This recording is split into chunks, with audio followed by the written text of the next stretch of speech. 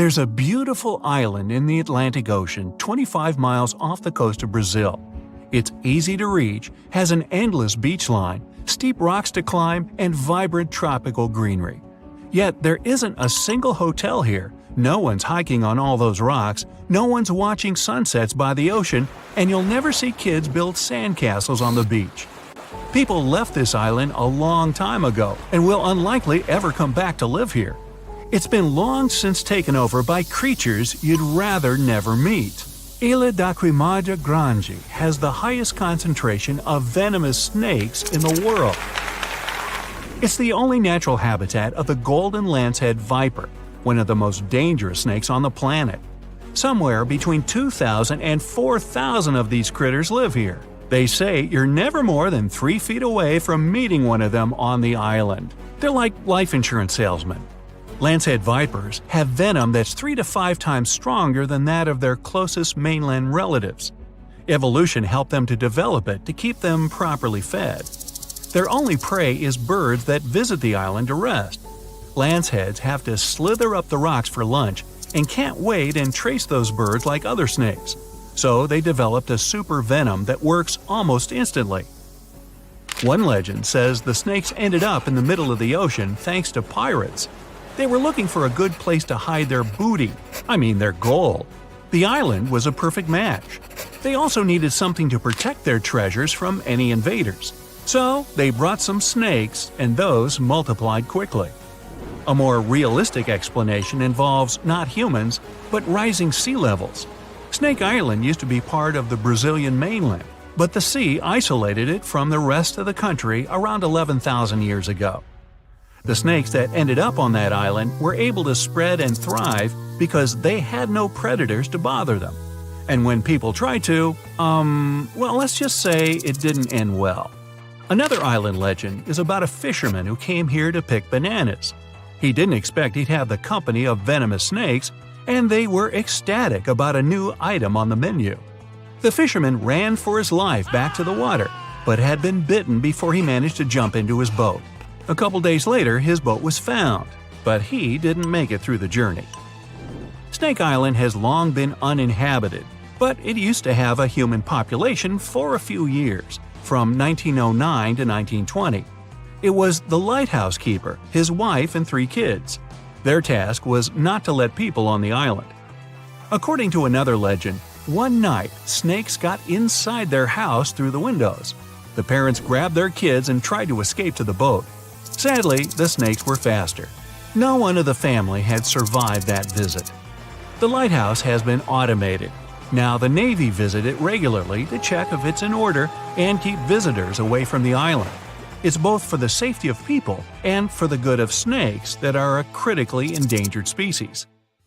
Some of those people are tourists looking for adventures. Others are smugglers that capture and sell lanceheads for $10,000 to $30,000. Animal collectors and scientists are willing to pay that price. There are rumors that the venom helps cure heart conditions. In the past, someone tried to set the island on fire to get rid of the snakes altogether and clear the land for agriculture. But the snakes have an important mission. It's crucial to study them to better understand the whole lancehead snake family and to treat people who get bitten by them on the mainland. Such incidents happen a lot in Brazil. If you really want to visit the island, you have to be one of those biologists or researchers who use it as a real-life lab to study the golden lanceheads. You must go through a lot of paperwork and get an official permission for a visit. There will also always be a doctor in the group to help others if something goes wrong, and Navy officers to make it safe. Elsewhere, there are places where people do survive alongside snakes. Musambo Island on Lake Victoria in Uganda is home to 2,000 snakes and less than 100 people. That's a ratio of over 20 snakes per person. Rock pythons, cobras, vipers. You can find those even in people's houses. Sometimes they share beds with the locals. They believe the island is home to many kinds of spirits that have transformed into snakes. The people are just guests here, and they must never ever hurt those snakes. Even if you find a cobra under your pillow, you aren't supposed to scream for help. You'll scare away good luck. And if you hurt a snake, Well, prepare to pack your bags and leave the island for good. There are also monitor lizards on the island. The snakes live in peace with them and the locals. They feed mainly on bird eggs and won't attack you first. The real danger of North Sentinel Island isn't the snakes, it's the people. The island, about the size of Manhattan and surrounded by corals, is home to one of the most isolated tribes on the planet, the Sentinelese. They're a hunter-gatherer society that doesn't welcome any strangers at all. The only safe outside visit took place in 1967. Based on what they saw back then, anthropologists guess there could be anywhere between 50 and a couple hundred people living on the island. No one else in the world speaks or understands their language. Another dangerous place is Makajima Island in Japan, south of Tokyo. It's famous for the active volcano it sits on. There have been 6 eruptions in the last century alone. Poisonous gas has been leaking through the ground ever since the latest incident in 2000. For years, all residents and tourists had to carry gas masks at all times when on the island. When the siren went off, it was a sign to put it on immediately. It meant the sulfur levels in the air had dangerously risen. Luckily, it's been years since the gas masks were necessary. Volcanic activity made Lake Kivu in Africa a dangerous place as well. It sits exactly where tectonic plates are slowly moving away from one another. It makes the Earth's crust thinner and the volcanoes more active. That's why there are hot springs under Kivu that send hot water, carbon dioxide, and methane into the lake. Microorganisms that live in the lake generate more methane. All these gases remain in the water because the lake is really deep. This mix is denser than regular lake water, so the lake has unusual layers. Kivu is dangerous because all the gases trapped in it could find a way out. That would be a disaster. Saba is a tiny Caribbean island that's seen more storms in the last 150 years than any other place in the world. There were over 60 big hurricanes, 15 Category 3 storms, and 7 Category 5 ones, the most destructive a hurricane can get. If you want to try your luck, visit in winter. You'll be less likely to witness a storm, but landing will still tickle your nerves. Saba also happens to have one of the shortest and most dangerous runways on the planet, stuck between 2 rocky ridges. Bouvet Island is the loneliest and most remote one in the world. The nearest piece of land is 1,000 miles north, and the Antarctic coast is 1,100 miles to the south. Fewer than 100 people have ever been here, mostly scientists that used to work at a research station.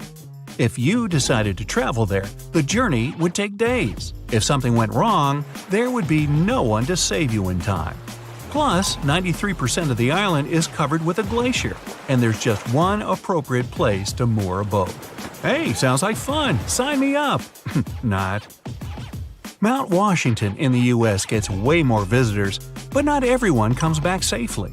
It's known as the most dangerous small mountain on the planet. The winds here are the fastest on the surface of the Earth, reaching 200 miles per hour. Hey, let's go fly a kite, huh? Freezing temperatures and heavy snowfalls don't help the ascent either. Hikers are often steered away from trails and roads. Even if you do make it to the top, you'll experience overloads like on the peak of Mount Everest. No one expected such a strong storm. It's too dangerous to sail back to the land because of high waves and winds. But suddenly, you notice a small green island nearby. You and your friend are about 25 miles off the coast of Brazil. You were fishing and didn't notice black clouds obscuring the blue sky. You're approaching the unknown island and see a Coast Guard boat behind you.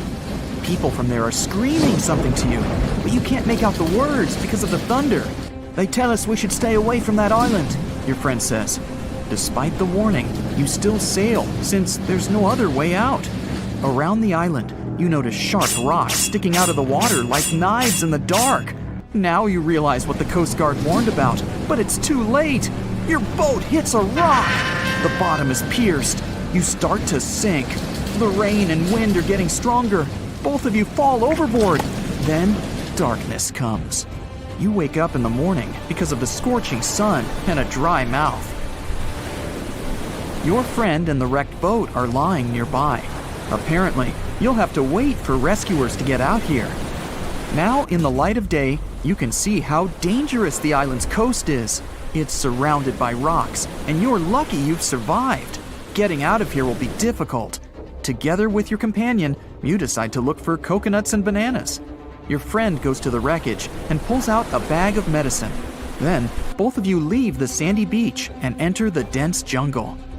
A couple of steps later, you hear a strange hiss. You see your friend. His eyes are filled with horror. Goosebumps run down your back. You feel something alive crawling under your feet, and there's a lot of it.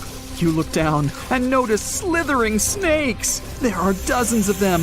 They wrap around your legs, get into trees. They're everywhere.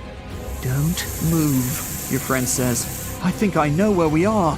You want to ask him a question, but fear takes away your voice.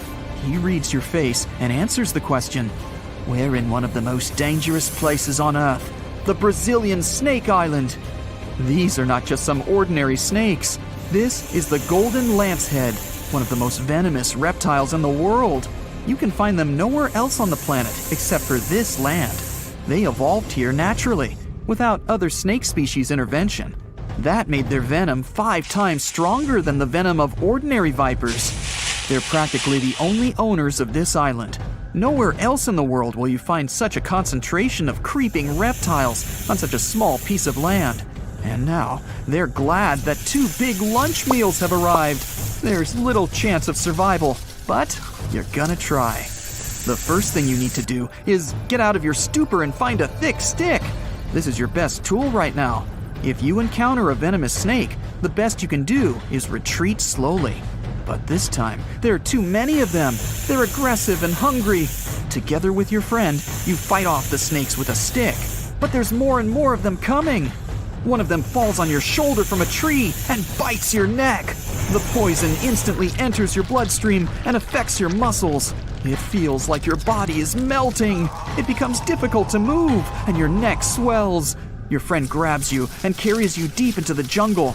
Here, among the trees, you notice an old lighthouse. Yeah, this building really stands out here. Once a year, the Coast Guard visits it. Your friend breaks down the door and puts you on the floor. You're afraid you won't be able to survive the bite. Fortunately, your friend is a doctor. He injects the necessary medicine and saves your life. You have a few minutes to rest before more danger arises. Your friend tells you that the unique snakes appeared here thousands of years ago. This island was part of Brazil for a long time. Then, massive floods separated it from the continent. This part of the land was cut off from the whole world, which helped the formation of a unique ecosystem inside.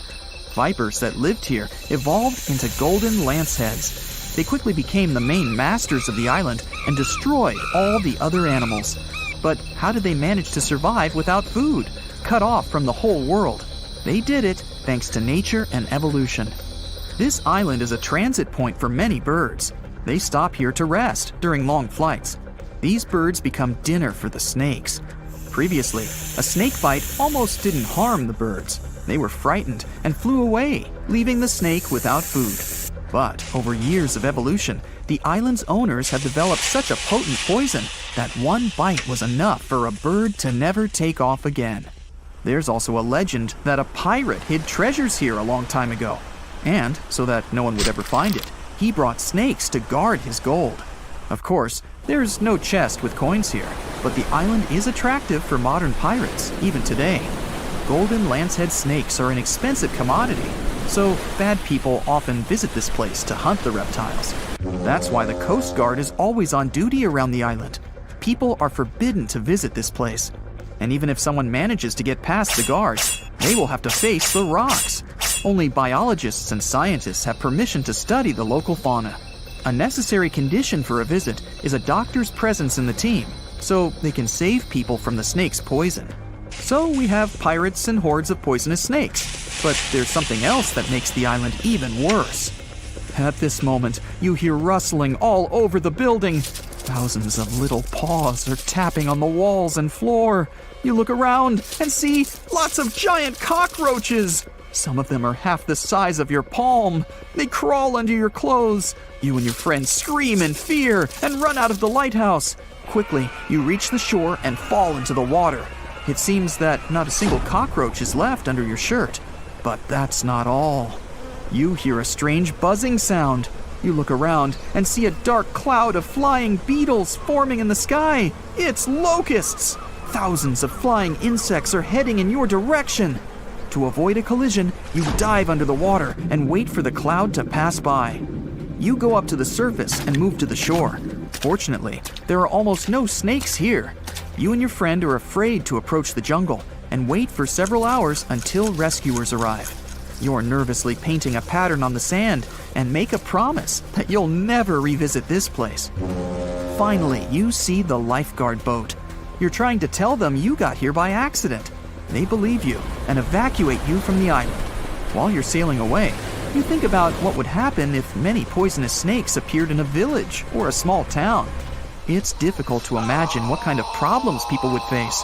But in fact, there's no need to imagine anything. There is a place on the planet where locals live next to poisonous cobras, but it doesn't create any chaos. A human can live in peace and harmony with reptiles in that village. Welcome to Sheta Village in India. This place has a population of about 2,600, and it's located in the jungle.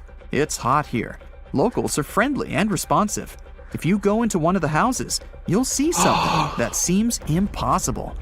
The king cobra, whose venom is one of the most dangerous in the world, calmly crawls around furniture and eats eggs and meat that people give. There's even a special corner for the reptile to relax from the scorching sun, drink water, and have a snack. People are happy about the cobra, as if it was a pet. In the village, cobras are everywhere. They come into houses and schools, crawl through the streets, and keep company during dinner. The locals consider them full-fledged residents.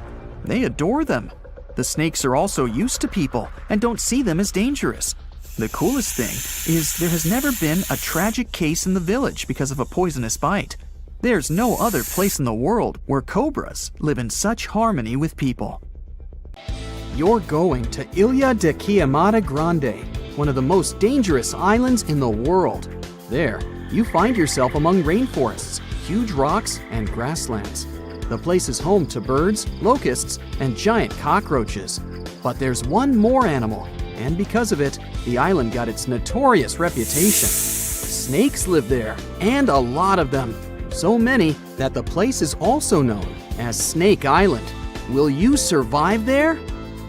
Located just 20 miles away from the coast of Brazil, the island has an area of 43 hectares, or over 100 acres.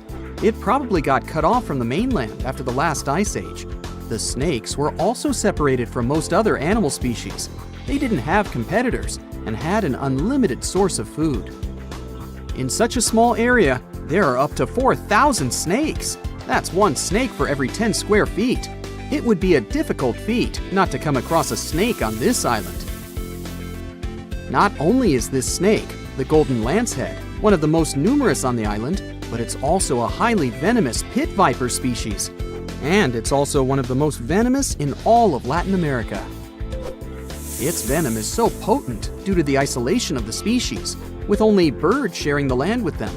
To catch these birds, the snake's venom needed to become extra strong.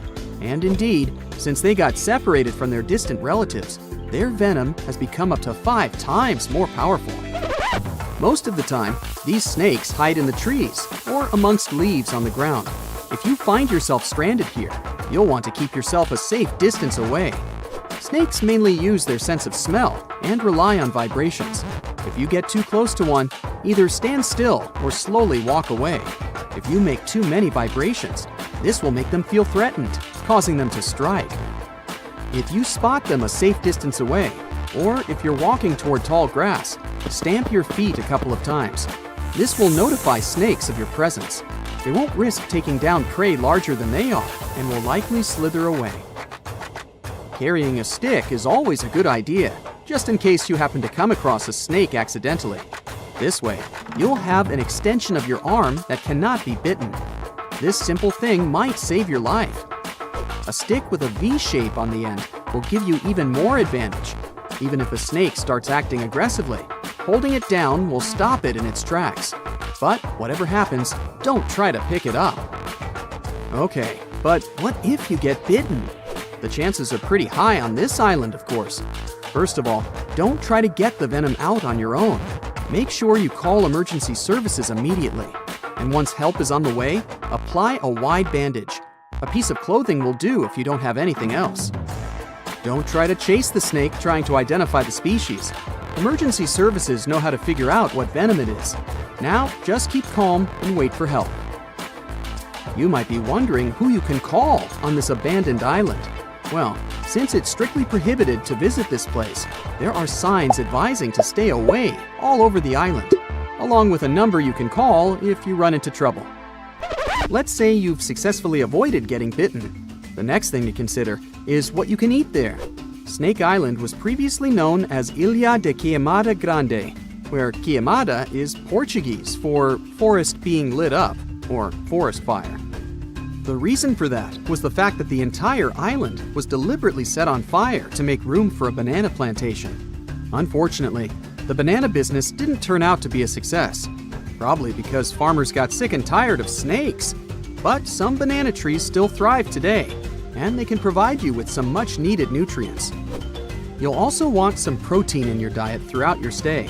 Luckily, along with the snakes trapped on the island, there are also cockroaches. These giant prehistoric-looking roaches come out at night to feed on plants.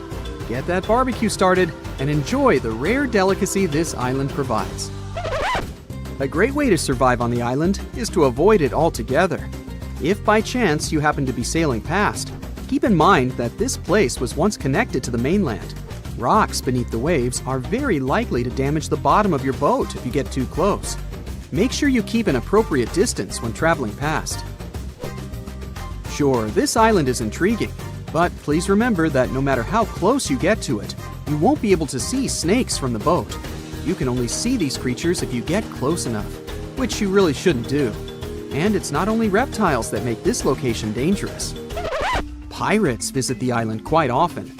Not the sea shanty singing peg-legged arr pirates, but bio-pirates who come there to capture the very thing that makes it so dangerous. They come there for snakes, to catch them and sell them illegally. Since the island got cut off around 11,000 years ago, the golden lancehead has evolved within its own unique habitat. So, although there are many reptiles on this island, they're still an endangered species.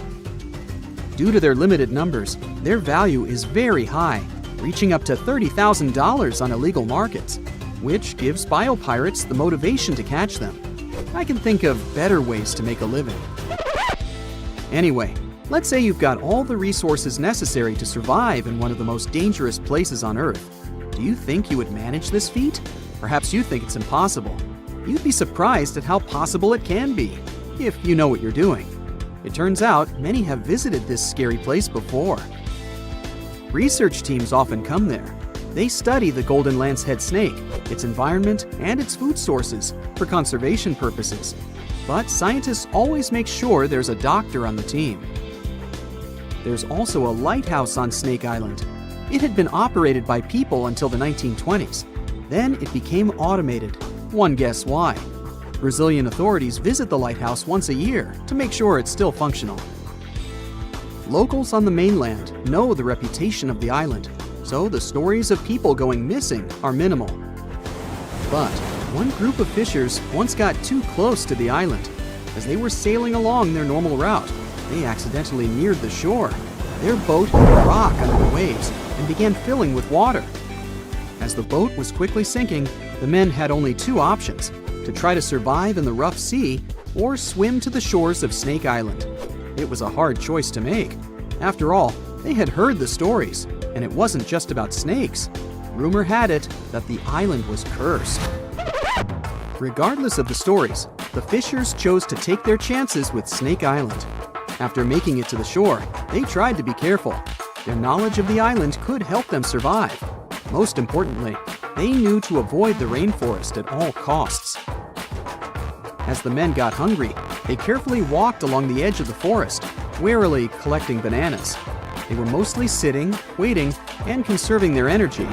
They could only drink water when it rained. It was just enough to sustain them. They slept on the beach, unprotected from the elements and weather. And all the time, they were so close to the comfort of the lighthouse or caves. They were probably overly cautious, but it was either enduring some discomfort or risking their lives for a dry bed. They didn't yield to the temptation. They managed to survive for 3 days without being bitten by a snake. After that, a passing boat finally rescued them. So, now you know, anything is possible. Back in 2009, people in Ishikawa, Japan, saw a kind of rain no one's ever seen before. It was raining tadpoles.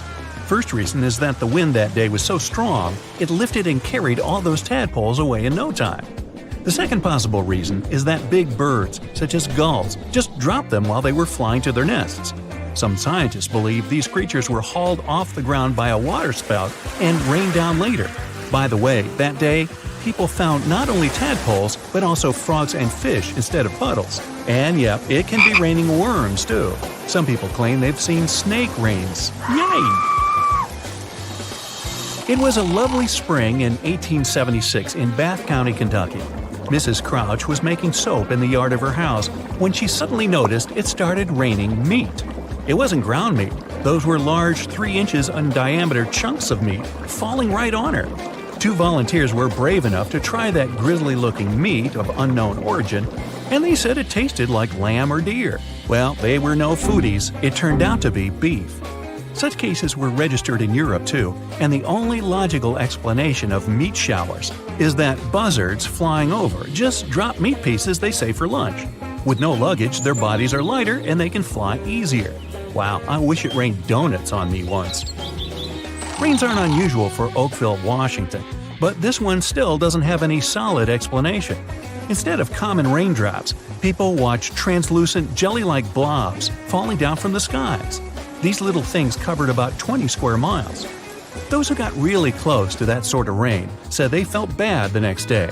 Scientists studied those blobs and realized they contained human white blood cells, but other tests later showed it wasn't true. Some people think these might have been evaporated jellyfish, which resulted in rain, or it could simply be some waste from a commercial plane. Almost the same thing happened in 2012 in Dorset, UK. During a hailstorm, people found gelatin balls together with hailstones.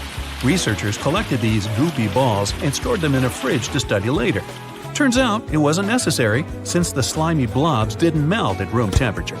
No one is sure even now about where the balls came from, but the first idea was that those were eggs of some aquatic animal carried by birds right up in the sky. Later tests proved that the jelly substance was a chemical that acts as a water lock and is used in many commercial products, even cables to protect them from water. Australian spiders are notorious, and to frighten people, they even learn how to rain. Spider rains are a pretty common thing for Australia because of ballooning. They climb up trees, then spin strands of silk, and that's why the wind can carry them away. Usually people don't notice it, but when it's wet, hundreds of spiders climb up to more desirable places. People say that when it rains or snows, it's possible to see spiders literally drift down on those webs as if they were balloons. If you ever travel to the Mekong Delta, you'll probably have a chance to see glowing balls rising up from the water and beelining straight into the air. The locals call these the Naga fireballs. Sizes may vary, so these reddish balls can be as tiny as a cherry and as large as a watermelon. During the night, you can see dozens and sometimes even thousands of fireballs. Scientists don't have any solid explanation why it happens, but it's probably flammable gas released by the marshy environment. Still, a local superstition claims it's all because of a giant serpent living in the Mekong. Tornadic waterspout is a tornado that doesn't occur on land, but on water. The speed of the tornado can be really high. The water is collected and partially pulled up. It manages to pull fish and even turtles up into the air. Actually, raining fish can also be explained by this weather phenomenon. The same might happen on the snow too, but it's really rare. There are only 6 pictures of snow spouts, 4 of which were taken in Ontario. This weather phenomenon requires that the water is warm enough to produce fog while the air temperature is really cold, next to impossible. Lava is red, sky is blue, I'm on bright side, and so are you. Okay, I made that up. But the part about the lava being red can change. That's true, especially if you see the lava flowing from Kauai Gen volcano located in Indonesia. It has a typical red color during the day, but at night it turns luminescent blue. No mystery behind it, just tons of sulfuric acid. This volcano also has the largest acidic crater lake in the world. The water there is so turquoise, you want to jump in immediately, but you probably already guessed that you should never ever do that. The fire on that volcano is also blue, and it's the largest blue fire in the world, rising up to 16 feet. In some places, water may look like glass. White salt ponds might look like windows or even portals to the world underneath. They have their look because of salt evaporation, and such lakes can be found in France and India. But the Cargill salt ponds in the San Francisco Bay Area look even crazier because of vibrant colors. The shades vary. It can be deep blue, grass green, orange, crimson, vermilion, and even magenta. The color difference is all about the different levels of salinity and tiny microorganisms living in those ponds. On the shore of the Baltic Sea in Kaliningrad District, Russia, there's an enigmatic national park called Dancing Forest. The pine trees are all crooked and twisted there. The forest didn't appear until the early 60s, when the pines were planted to make the dune sand in that area a bit more stable. It's probably the unstable sand that made those trees twist that way. Another reason why those trees are so crooked might be strong winds. Some people claim it has something to do with supernatural powers. They say this forest is a place where positive and negative energies meet. Locals believe if someone climbs through one of the rings in those trees, it'll add an extra year to this person's life. The throbbing hum in Taos, New Mexico has driven locals crazy since the 1990s. Low-frequency hum doesn't let you sleep normally. Even though scientists tried so hard to find the source of the hum, they failed. They blamed it on mechanical devices and even animals. The West Seattle hum, for example, was related to toadfish. Different variations of hum were also heard in the UK, Australia, and in some areas of the United States. Luckily, only about 2% of the world's population can hear it.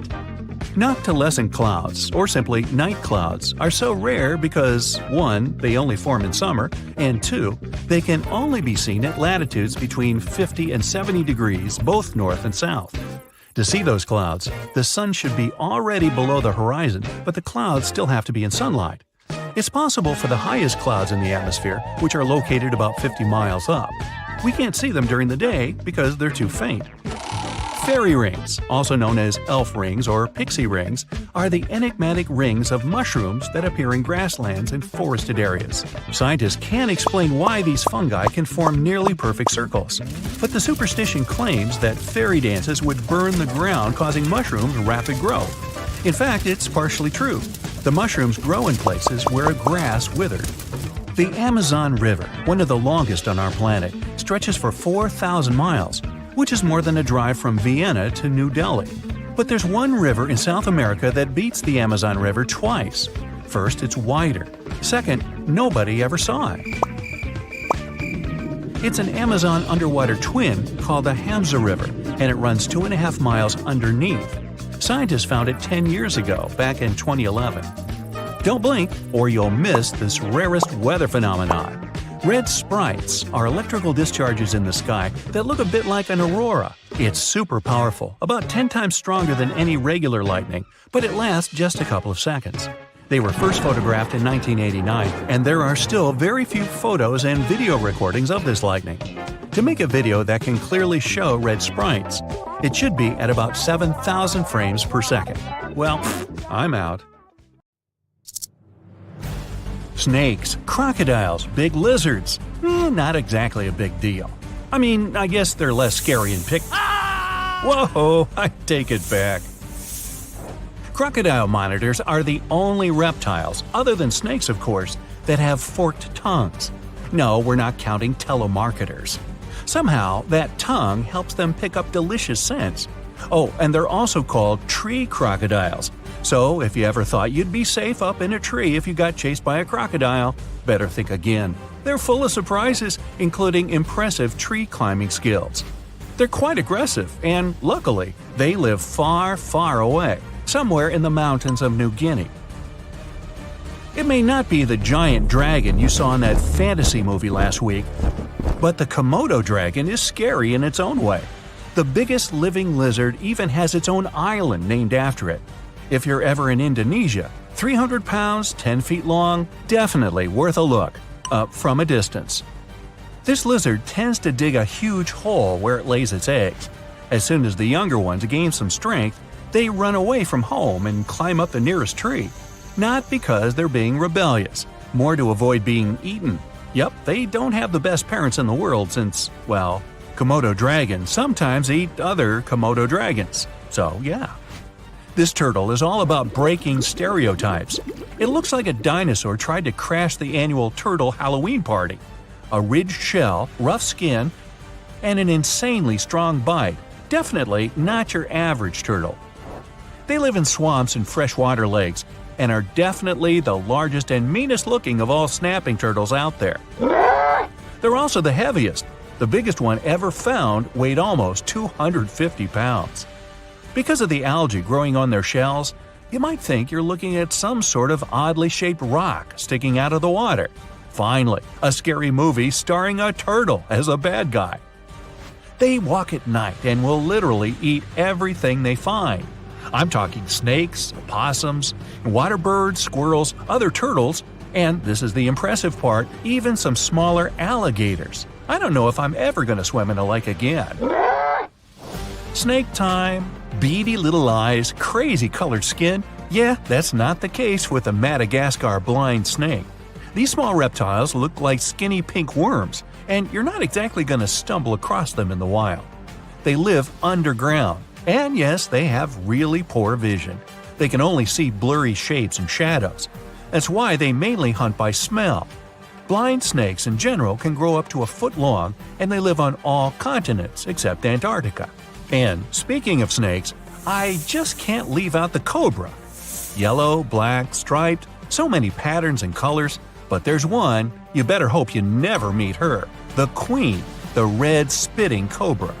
This one won't bite you to inject its venom. It's got a bit more of a rude approach. It contracts the muscles around its venom gland and spits some out right into your face. It seems like a way scarier tactic than a regular old bite, but there's a catch. This cobra's venom doesn't work if it falls on your skin or even gets into your mouth. For things to get really nasty, it has to get into your eyes. Phew! I mean, it's not like animals have such an amazing aim that they can nail you in the eye while you're running away, right? Well, there was an experiment, and those spitting cobras managed to hit a researcher's goggle-covered eyes 10 out of 10 times. Speaking of snakes, no wait, speaking of turtles, okay, snake-necked turtles, I got it eventually. When you see one roaming around, you might think it's a snake that's borrowing its buddy's house while it's out of town. But no, this turtle's neck is almost half its total size. How awesome would we look with necks like that? No thanks. They mostly chill in wetlands or swamps. Some of them are also known as stinkers, like me. And you can find out why if you catch one having a bad day. They can launch their stinky spray more than 3 feet. Well, that beats me. Pac-Man frogs, named after the greatest game ever, according to that weird guy you met at the grocery store, have round plum bodies with pretty big stomachs and mouths. They come in different colors, including apricot, strawberry, and albino. So red, yellow, and white, I guess. They're pretty lazy and not into climbing or even moving. They do have teeth though, and they won't hesitate to bite if you touch them. Luckily, they're not poisonous, but it probably wouldn't feel that good to have a frog hanging from your finger. No, I guess it wouldn't. This is a gharial, one of the strangest and most unique crocodiles out there. Check out that ridiculous snout. But it does come in handy when it's trying to catch fish. Unlike crocodiles that stalk and then lunge at their prey, gharials sense vibrations in the water. Then they whip their heads from side to side, then it's sushi time. Nom, nom, nom. Their jaws have more than 100 teeth. Gharials prefer to stay in the water most of the time, but sometimes they go out to chill if it's sunny enough. Just give them a clear freshwater river and they'll be happy. Yeah, no need to tell me twice. Lizards, snakes, frogs, step aside please, turtles are slowly but surely taking over this video. Strap yourselves in for the pig-nosed turtle. It's another freshwater turtle, this time with a long snout, complete with 2 big nostrils. It gets its name because, duh. That sweet snout allows it to breathe while the rest of its body stays underwater. That way, it can keep its body hidden. It's safe from any underwater danger, too, since its belly looks sort of like the reflections made by nearby trees. It may look funny, but this turtle's had its own camouflage tactics and totally unique look for the last 140 million years. That's way before the dinosaurs went extinct. The leaf-nosed snake has a quite elongated body and a bizarre nose that looks kind of like a bendy leaf. Okay, so this Pinocchio snake comes from Madagascar and lives in trees, and you might easily mistake it for a branch. This snake chills during the day and goes out at night to find itself some delicious smaller reptiles, frogs, and even birds. Picture yourself on a sandy tropical beach. The sea, coconuts, palms, and iguanas? Yeah, these guys hang out everywhere, in the sand, up trees, on walls. They live all the way from Mexico to Brazil and love to chill anywhere sunny. It's not just a relaxing hobby. They need the sunlight for its vitamin D, which helps them absorb more nutrients from their food. And no worries, iguanas aren't dangerous as long as they don't feel threatened. If they do, well, luckily they're not venomous. But they do have sharp teeth that can cause some serious discomfort. Oh, and you know how those smaller lizards lose their tail when they get stuck or when you step on them? The same thing happens to iguanas. A legless lizard is a reptile that's always getting mistaken for a snake. It actually lost its legs and arms, not overnight of course, but through millions of years of evolution. Snakes lost their legs and arms even earlier. Still, there are real differences between them. If you get up close and personal with a legless lizard, you'll see that it blinks. But snakes, on the other hand, they don't even have eyelids. They protect their eyes with see-through membranes. Snakes actually have shorter tails, while legless lizards, well, they're mostly tail. Now you're totally ready for next Monday's quiz night, Reptile Edition. Gotta say it again, turtles are rocking this video. And this time, I mean literally. Mary River turtles look just awesome. It's not like you see a reptile with a green mohawk every day. But this little turtle has a secret. That's not its natural hair. It's actually algae. Ooh, slimy. Let's find out something awesome about poisons. No, this is not another video with the top 10 of the most venomous animals. There will be several of them here, but the point is different. We're going to find out about the nature of these substances, which are dangerous for any living creature. There are 2 glasses in front of you. The first one is full of sour milk, and the other has the venom of one of the most dangerous snakes in the world, Vipera aspis. What do you think? The liquid from which glass can cause negative consequences for your health. The correct answer is sour milk. It can cause bloating, indigestion, and heartburn. But if you drink the snake's venom, nothing will happen. The fact is that this substance is a particular type of protein, and gastric juice splits this protein like any other food. The toxin contained in the poison is dangerous only in contact with blood. Therefore, if you have a wound in your mouth or stomach, then you'll have problems. But as long as the toxin stays away from the blood circulatory system, you needn't worry. However, it doesn't always work like that. Some animals secrete a poison that penetrates your body at the slightest physical contact. But venomous beasts have to deliver this dangerous substance inside your blood. And by the way, this is the difference between poisonous and venomous. In the first case, these are animals that can poison you passively. For example, if you touch them. They don't make any effort, and the poison is released from their bodies constantly. The poison dart frog just hangs out in the jungles of South America and doesn't attack anyone. But everyone is afraid to touch it because its skin secretes one of the most dangerous poisons on Earth. The toxin particles contained in the poison of these animals are so tiny that they easily get through the pores of your skin and cause an intense reaction in your body. But venomous animals have bigger toxin particles that can get inside your body only through injection. Venomous animals bite and sting to deliver the venom to blood. Venomous snakes, wasps, spiders, and other creatures use venom to attack prey. Poisonous frogs or fish covered with poisonous skin use toxins to defend themselves. That's the difference. One of the most venomous creatures in the world is the box jellyfish. When it stings, it injects a powerful toxin into its enemy, affecting the nervous system and skin cells. They are dangerous not only for sea creatures, but also for people. The toxin acts quickly and can lead to serious health problems within minutes. One of the most poisonous creatures in the world besides the poison dart frog is the puffer fish. Yeah, that famous Japanese delicacy. Many have probably heard that if the cook prepares this fish incorrectly, it can be poisonous even after heat treatment. This fish's toxin is 1,000 times more potent than cyanide. The amount of poison inside one puffer fish contains enough toxin to seriously harm several dozen people. When the fish feels danger, it swallows a lot of air along with water and increases in size. In this state, its needles, which contain the toxin, become even more dangerous. So never touch this fish if you see it in the sea. There's the third type of use of venom. It's called intraspecific competition. You can find it in venomous mammals such as the Australian platypus. There are tiny needles on their palms that secrete toxins. A platypus can paralyze an opponent with a kick. But these animals also use poison during mating competitions. Their bodies enhance the properties of the toxins to defeat competitors during the fight for a female. Two males struggle to weaken each other. The male whose poison is more effective wins the battle. Some animals have to bite and sting to use venom, while others just wait for someone else's touch.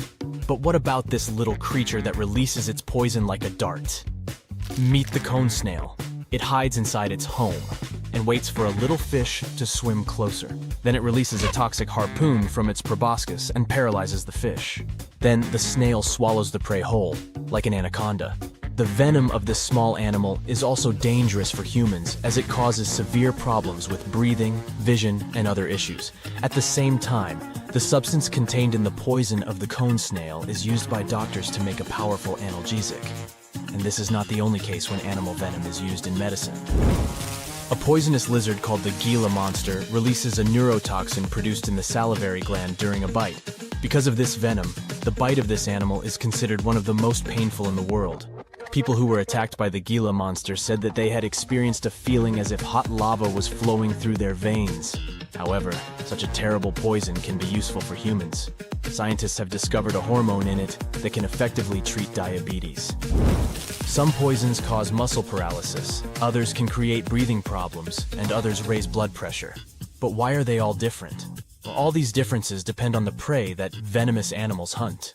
For example, most vipers prey on small mammals with a fast metabolism. Therefore, reptiles have developed venom that disrupts blood clotting, resulting in a fast-running hare quickly losing control of its body. However, for cold-blooded animals, such a stratagem would be less effective. That's why some types of cobras produce neurotoxic venom that can stop the transmission inside the nervous system. Such a substance effectively strikes the organisms of cold-blooded creatures. All this suggests that venomous and poisonous creatures adapt their toxins depending on their habitat. That's why venoms of the same species can differ so much. If a viper bit you in one region of a large country, an antidote from another region might not help you. In places with more complex conditions for survival, snakes can develop more dangerous venom to repel enemy attacks or catch fast prey. But this principle also works the other way around. Put a group of snakes in an environment where they can easily catch food and don't have to defend themselves from other animals. This type of snake may eventually become non-venomous. This is because producing venom is a complicated process that requires a lot of energy and resources from the organism. And if the conditions don't require using this substance, then snakes will stop producing it. This happened with sea snakes. They are some of the most venomous animals on Earth that hunt fish at the bottom of the sea. Since their prey was much faster than them, they had to develop a strong venom that would quickly paralyze fish. But one of sea snake species stopped getting food this way. Instead of hunting fish, they began to eat fish eggs. This prey doesn't run away, so snakes don't need venom anymore. Eventually, they stopped producing it. How many animals on the planet do you think are poisonous and venomous? According to scientists' calculations, about 15 to 20%. But most likely, this number is much higher because people haven't fully studied all the biodiversity of such creatures. Interestingly, almost every species of animal has a poisonous or venomous kind. Even among mammals, the platypus is not the only venomous creature. The slow loris seems like a cute, harmless animal. Still, this primate from Southeast Asia secretes venom from its teeth during a bite. Also, some species of shrews produce venom in the same way to paralyze their prey, and vampire bats are the only poisonous flying mammals in the whole world. Okay, we have a large number of poisonous and venomous animals today, but what about the past? Many scientists believe that millions of years ago, venomous dinosaurs walked the Earth. Some studies have confirmed this hypothesis. The venomous glands and tissues of these formidable reptiles haven't survived to our times. But in the teeth of some dinosaurs, scientists found small gaps that modern venomous snakes and lizards have. It's possible that prehistoric monsters also used these holes to secrete venom through them. Let's go with the widely accepted theory that a massive asteroid hitting our planet wiped out the dinosaurs. It does make you wonder why mammals made it though. One idea is that mammals were better prepared. Back then, they weren't the most popular creatures on Earth, but they were pretty diverse. They bred themselves into a huge range of species, and it might have saved them. Some said mammals survived because they were smaller, so they needed fewer resources. As they had to constantly hide from dinosaurs, they managed to survive in difficult environments, way before the hit. But let's say the asteroid never came, and it never damaged the environment the dinosaurs thrived in. It's safe to say our fauna would look different today. Take the mighty Titanosaur. It's considered the biggest land animal to ever exist, some reaching lengths of about 7 standard cars lined up. It had a neck so long that it would have needed a 2-story home just to fit. It also had a plant-based diet, so it ate from the ground, but from very tall trees too. There was nothing much left to eat for, say, the little Jeremiah, a mammal that lived roughly at the same time, but was as small as a popsicle stick. Let's take this thought experiment a bit further and imagine we have a time machine that could transport today's mammals to the time of the dinosaurs. Some scientists say they have gotten bigger, so there's a chance they could survive, right? They're also much more evolved in terms of their diets and skills. Others say definitely not. They couldn't survive, mostly because they're too small to compete with dinosaurs. An adult T-Rex was just about the size of a bus. It probably wouldn't waste its time trying to capture food that's human size, for instance. They'd probably be on the lookout for prey the size of a car, or even bigger, like an elephant. And it most likely wouldn't take them long to win the fight. Sure, a T-Rex might munch on something smaller too, but only if it's really hungry and has no other alternative.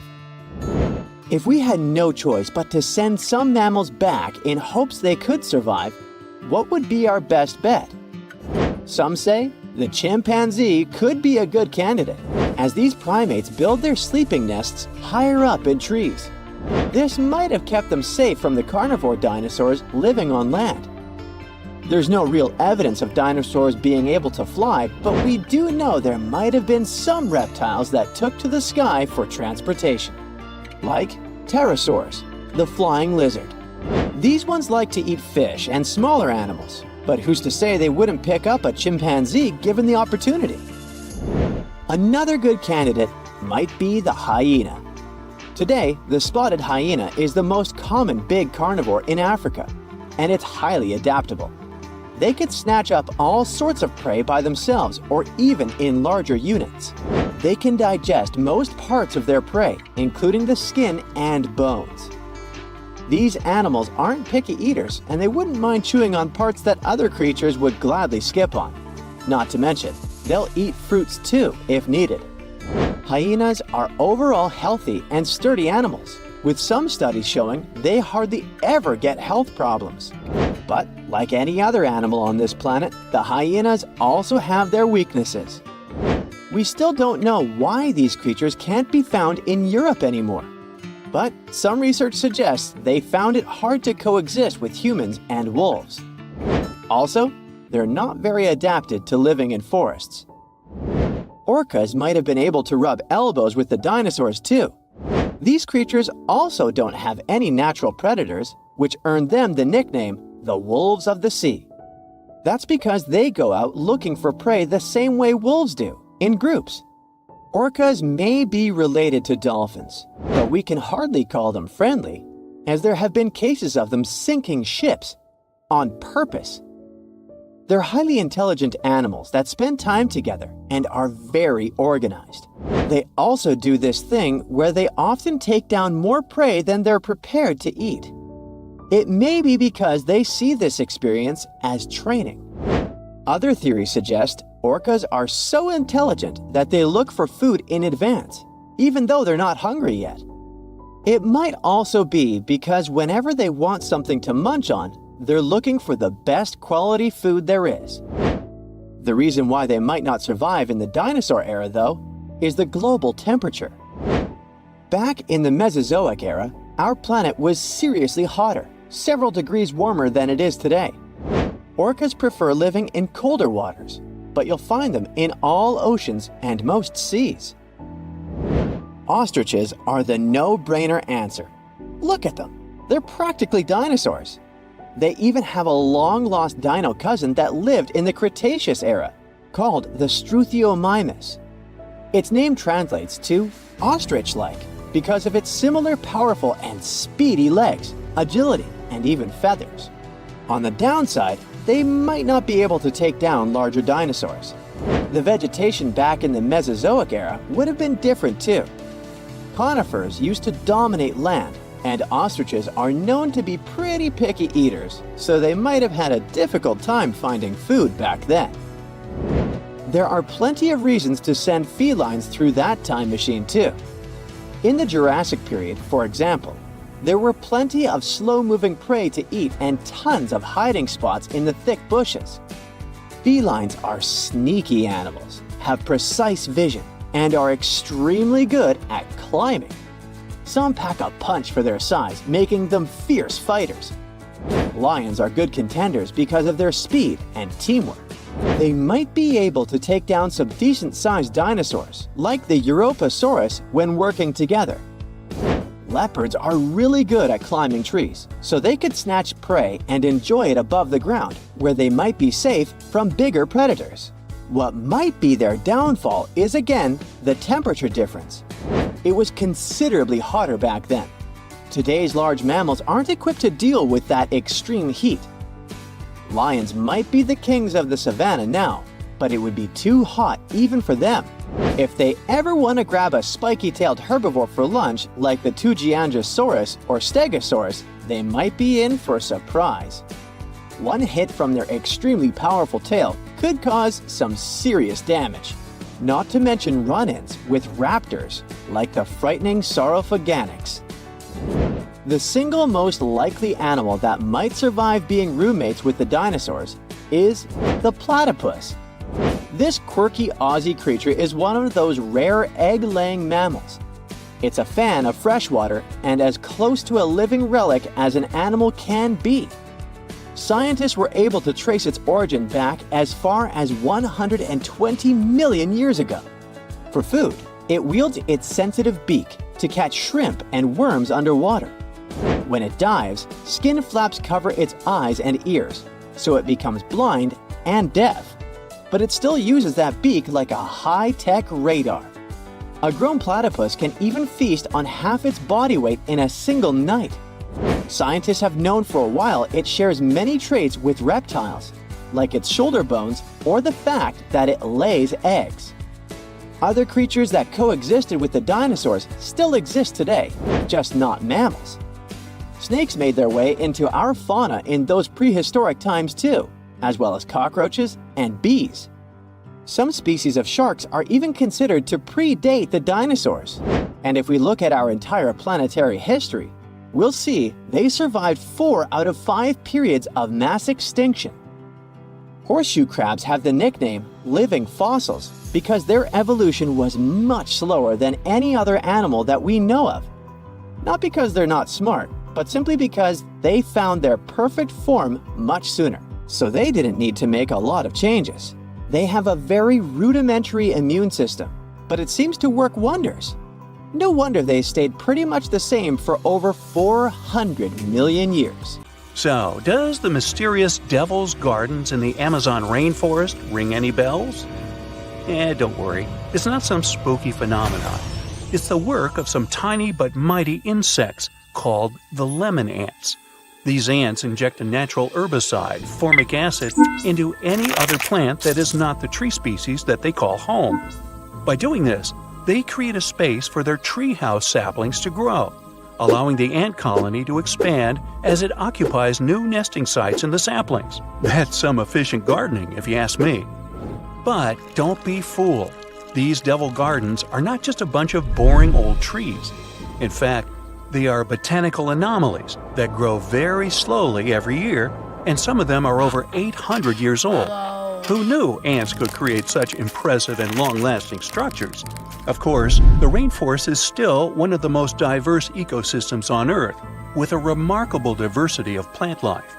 But it's fascinating to see the control ants can have over their environment, creating single-species structures in such a complex ecosystem. But where does the name Devil's Garden come from? We know ants are to blame, but is there something else hiding in the Amazon rainforest? Well, picture this. You're strolling along, taking in the lush foliage, when suddenly you stumble upon a clearing. But wait, there's something strange about this patch of land. There's no vegetation, just a handful of trees standing alone in the dirt. What's going on here?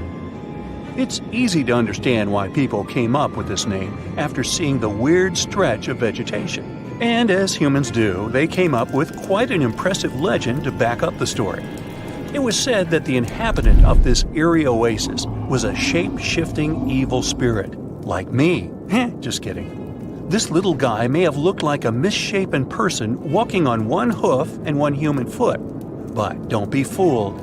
He supposedly had a whole bag of tricks up his sleeve, including the ability to transform into someone you know and lead you down the path to doom. Hey, it's just a myth, but you have to admit it was quite convincing, right? Clever landscaping ants aside, there are a lot of unsolved mysteries hidden in the Amazon rainforest, like its unusual geoglyphs, for example. Humans have been getting creative with the Earth's surface for ages. Geoglyphs are just one of the many ways we've left our mark on this planet. Basically, we take some sand or stones, move them around a bit, and voila!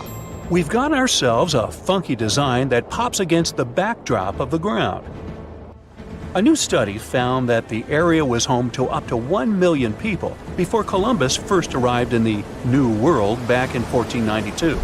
That's a lot of people, and they left behind some pretty cool stuff. The Amazon rainforest is already amazing, with 1 in 10 known species in the world living there, and 1 in 5 of Earth's birds. But did you know that over the past few decades, archaeologists have discovered evidence of numerous large, complex societies that may have inhabited Amazonia? It turns out that the Amazon rainforest was not just a pristine wilderness, but a hub of human activity as well. These South American geoglyphs are particularly interesting. They're these huge structures that combine square, circular, and hexagonal shapes. Archaeologists have found very few remains of habitation inside the enclosures, which suggests they were not settlements. Instead, the most likely explanation is that they were used for ceremonial gatherings. The exact function of these structures is still a mystery, though. To find out how widespread human settlements were in the Amazon, scientists focus on the basin of the upper reaches of the Tapias River, a major tributary of the Amazon. Using satellite images, they discovered 81 new archaeological sites in the upper Tapias Basin, with a total of 104 earthworks. That means there is no gap in the network of earthworks spanning across Amazonia's southern rim. When researchers conducted ground surveys of 24 of these sites, they found evidence that the sites they visited were once inhabited. These sites dated from 1250 to 1500 CE and ranged from about 100 to 1300 feet wide. The largest were typically hexagonal fortified settlements, suggesting a certain degree of planning and uniformity in their construction. Based on the size and distributions of the earthworks, the researchers suggested that similar settlements may have extended over about 154,000 square miles of the southern rim of the Amazon, supporting a population of between 500,000 and 1 million people in late pre-Columbian times. Of course, the new study doesn't mean the Amazon rainforest was ever a teeming megalopolis. It's still mostly uncharted, So we have no idea how pre-Columbian populations were distributed across Amazonia. But it's exciting to learn about these ancient societies and the cool things they left behind. The scientists plan to do more excavations in the Upper Tapios Basin to refine their understanding of the cultural developments there. Who knows what they'll find next? Maybe a lost city full of treasure and adventure. Also hidden in the vast habitat of the Amazon is this next quirky creature. Ever heard of the Amazon pink river dolphins? Unfortunately, there is still so much we don't know about them. First things first though, let's talk about what they look like. So picture this, a small, light-colored dolphin with a pink nose and lips. They're the Barbie of dolphins. Aside from that, they look like regular dolphins with plump bodies, bulbous foreheads, skinny snouts, chubby cheeks, and small eyes. They can be found in countries like Bolivia, Brazil, Colombia, and Peru. They're also the only species of river dolphin found in the Amazon River. Unfortunately, these little guys are officially critically endangered species, so there are not many specimens available that scientists can study. No other name is more famous when it comes to exploring the Amazon rainforest than that of Percy Fawcett. He dedicated his life to exploring the area in search of a lost city.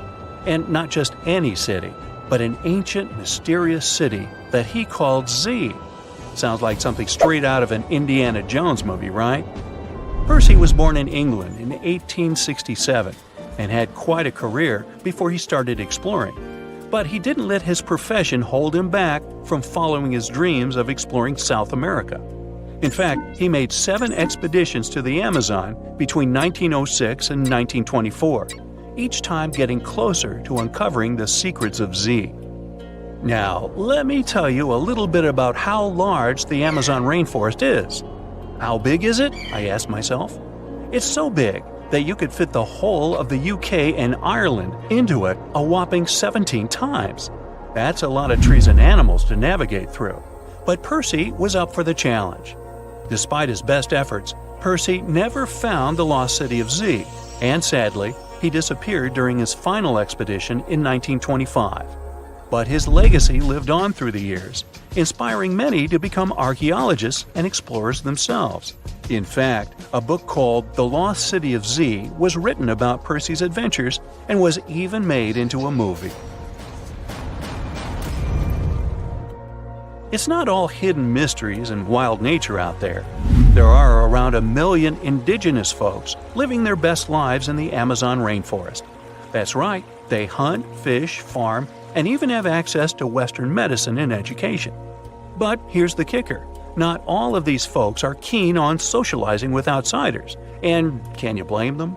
For years, loggers, miners, and ranchers have been, shall we say, behaving badly toward these communities. It's no wonder that some tribes have chosen to stay isolated and protect themselves from the dangers of the outside world. In fact, in 2018, Brazilian authorities were able to snap a photo of a man dubbed the Indigenous Man in the Hole. He's the last remaining member of his tribe. But don't feel too bad for him. He's doing just fine on his own and has made it pretty clear that he's not interested in outside visitors. The authorities still leave him some seeds and tools though, so it's not all bad news. Australia used to have its own giants. Those were huge animals that could have dwarfed anything living on this continent these days. Scientists found the remains of many of those ancient creatures in the Narracuta Caves in South Australia, 4 hours away from Adelaide. It's a lovely region, but it can be treacherous. Watch out for holes the ground is pocked with. Known as pitfall traps, many of them are no wider than a coffee table. They're deep and plunge into the darkest of caverns. One of such caverns is called Victoria Fossil Cave, and it's a treasury that's been hiding the bones of around 45,000 animals for centuries. Some of the oldest bones belong to creatures far more terrifying than any animal you can encounter today. Those were the ancient Australian mega-fauna, huge beasts that roamed the continent during the Pleistocene epoch. During those, there were giant snakes, huge flightless birds, wombat-like creatures the size of a rhinoceros, and many others. One of the largest examples of the Australian megafauna scientists have discovered so far is the Diprotodon. That giant herbivorous creature was 10 feet long and 6.5 feet tall, and weighed more than 6,000 pounds, about as much as a small Asian elephant. Even though this terrifying beast didn't eat meat, it could have smashed other animals with its sheer weight. Scientists have found the remains of hundreds of such creatures all over Australia, so it's safe to say that no other animal from that time or in that location was larger than this giant. Despite its creepy appearance, the Diprotodon was a relative to the modern-day wombat, and those are known to sometimes pounce humans. The Diprotodon had toes that pointed inward and were well suited for digging burrows. On the other hand, Diprotodon was a giant, and it was unlikely that it used to do so. It was likely a trait it had inherited from its smaller burrowing ancestors, or it could have used its claws to search for roots. This theory is supported by the fact that the animal's pouch was facing backward. It prevented any dirt from collecting inside while the creature was digging. Since this animal was so big, it didn't have to worry much about predators. Up until 60,000 years ago, when the first humans appeared on the continent, full-grown Diprotodons only had to look out for creatures like the quincana. Measuring in at a whopping 20 feet long, the quincana was a land crocodile. It lived in Australia from around 20 million to 40,000 years ago. It disappeared along with most other mega-creatures of the last ice age. It's thought to be the result of the first humans coming to the continent. Even though the quincana was extremely fast and dangerous, it was possible that this creature got out-competed by human hunters who took all available prey. Unlike modern crocodiles that are mainly aquatic, that mighty beast was a land dweller. Scientists figured it out by studying the quincana's legs. They were able to support and carry the body clear off the ground. It means there was no escape for ancient people once the quincana spotted them. Modern crocodiles can only push themselves along on their bellies. Such an adaptation allowed the quincana to chase its prey for long periods of time, exhausting it in the process. Another creepy feature of this ancient monster was its teeth. Aquatic crocs have conical teeth. Those are great for gripping and holding on to prey underwater. But quincana had knife-like teeth, ideal for slicing soft-bodied animals like, mammals. Another Australian monster, Thylacoleo, wasn't all that large, but it didn't make it any less terrifying. It was still among the top predators and the biggest carnivorous animals in Australia. This creature was a true oddity of nature, even by prehistoric standards. First, its teeth resembled not those of a regular predator, but those of a rodent. Its front incisors were enlarged, taking the place of canines. Premolars were also shaped like blades. They were used for cutting flesh and bone. At first, scientists thought that Thylacoleo used those teeth to eat nuts and fruits. But later, a study showed that the use of such teeth was better suited on necks and spines. The jaws of this ancient creature were immensely powerful. A 220-pound Thylacoleo had a bite force similar to that of a present-day 550-pound lion. It means that the animal could easily bring down prey much larger than itself. Then there was Thylacoleo's tail. It had strong muscles which provided the animal with the ability to use the tail as support when tackling large prey. The Thylacoleo had retractable claws, and this feature is very uncommon among marsupials. It allowed the animal to keep its razor-sharp hooks from getting blunt and could help it get a better grip on its prey. Scientists are quite sure that, like today's leopards, the Thylacoleo could climb trees and jump on other animals from above. It was done so fast and stealthily, they never knew what hit them. The creature's rear feet support this theory. The first toe there was reduced, but the foot had a rough pad like what modern-day possums have. It allowed them to have a better grip while climbing. Right after scientists found the first skull of the Meliolania, this animal was classified as a lizard. That's why its name translates to small groomer. But after they discovered more complete fossils, it turned out that the Meliolania was a giant turtle. But that's not all. It was one of the largest land turtles to ever have existed. The main reason researchers initially believed the creature to be a lizard was the fact that its skull was adorned with a series of spikes. It's something the modern-day horned lizard can boast. But even after discovering the true nature of the Meliolania, scientists still don't know how to properly catalog it. It might have been a creature that folded its neck under its spine, or it could have folded it to the side. Beside those defensive mechanisms on its head, the Meliolania was also equipped with a spiked tail, which was probably used to prevent predators from attacking the animal from behind. Most species of the Meliolania disappeared around 2,000 to 3,000 years ago because of humans who hunted them to extinction in both Australia and on the surrounding islands. It took around 2 centuries for these turtles to go extinct in that region of the globe. The Megalania was a giant Australian lizard that existed at the end of the Pleistocene epoch. It looked like a Komodo dragon and the Australian monitor lizard, which are both believed to be Megalania's closest living relatives. Fossils tell us that the ancient animal was anywhere from 15 to 26 feet in length. Ow! The youngest fossil remains of this ancient Australian monitor lizard date back to about 50,000 years ago. The first indigenous settlers must have encountered Megalania, which led to the lizard's extinction. Originally, scientists thought that the Megalania was the only member of the genus Megalania, but these days it belongs to the genus Venomous, which means that the prehistoric creature is closely related to other Australian monitor lizards. Our next giant creature on the list was once dubbed an ostrich on steroids. I mean, look at it. It was the last of the thunderbirds to go extinct in Australia. The Genurus lived on the continent at the same time as early humans. They might have coexisted for 15,000 years or so before the huge bird eventually disappeared. This theory has some proof. The bird's fossils found along with human artifacts. Some cave paintings also depict flightless birds similar to the Genurus in size and shape.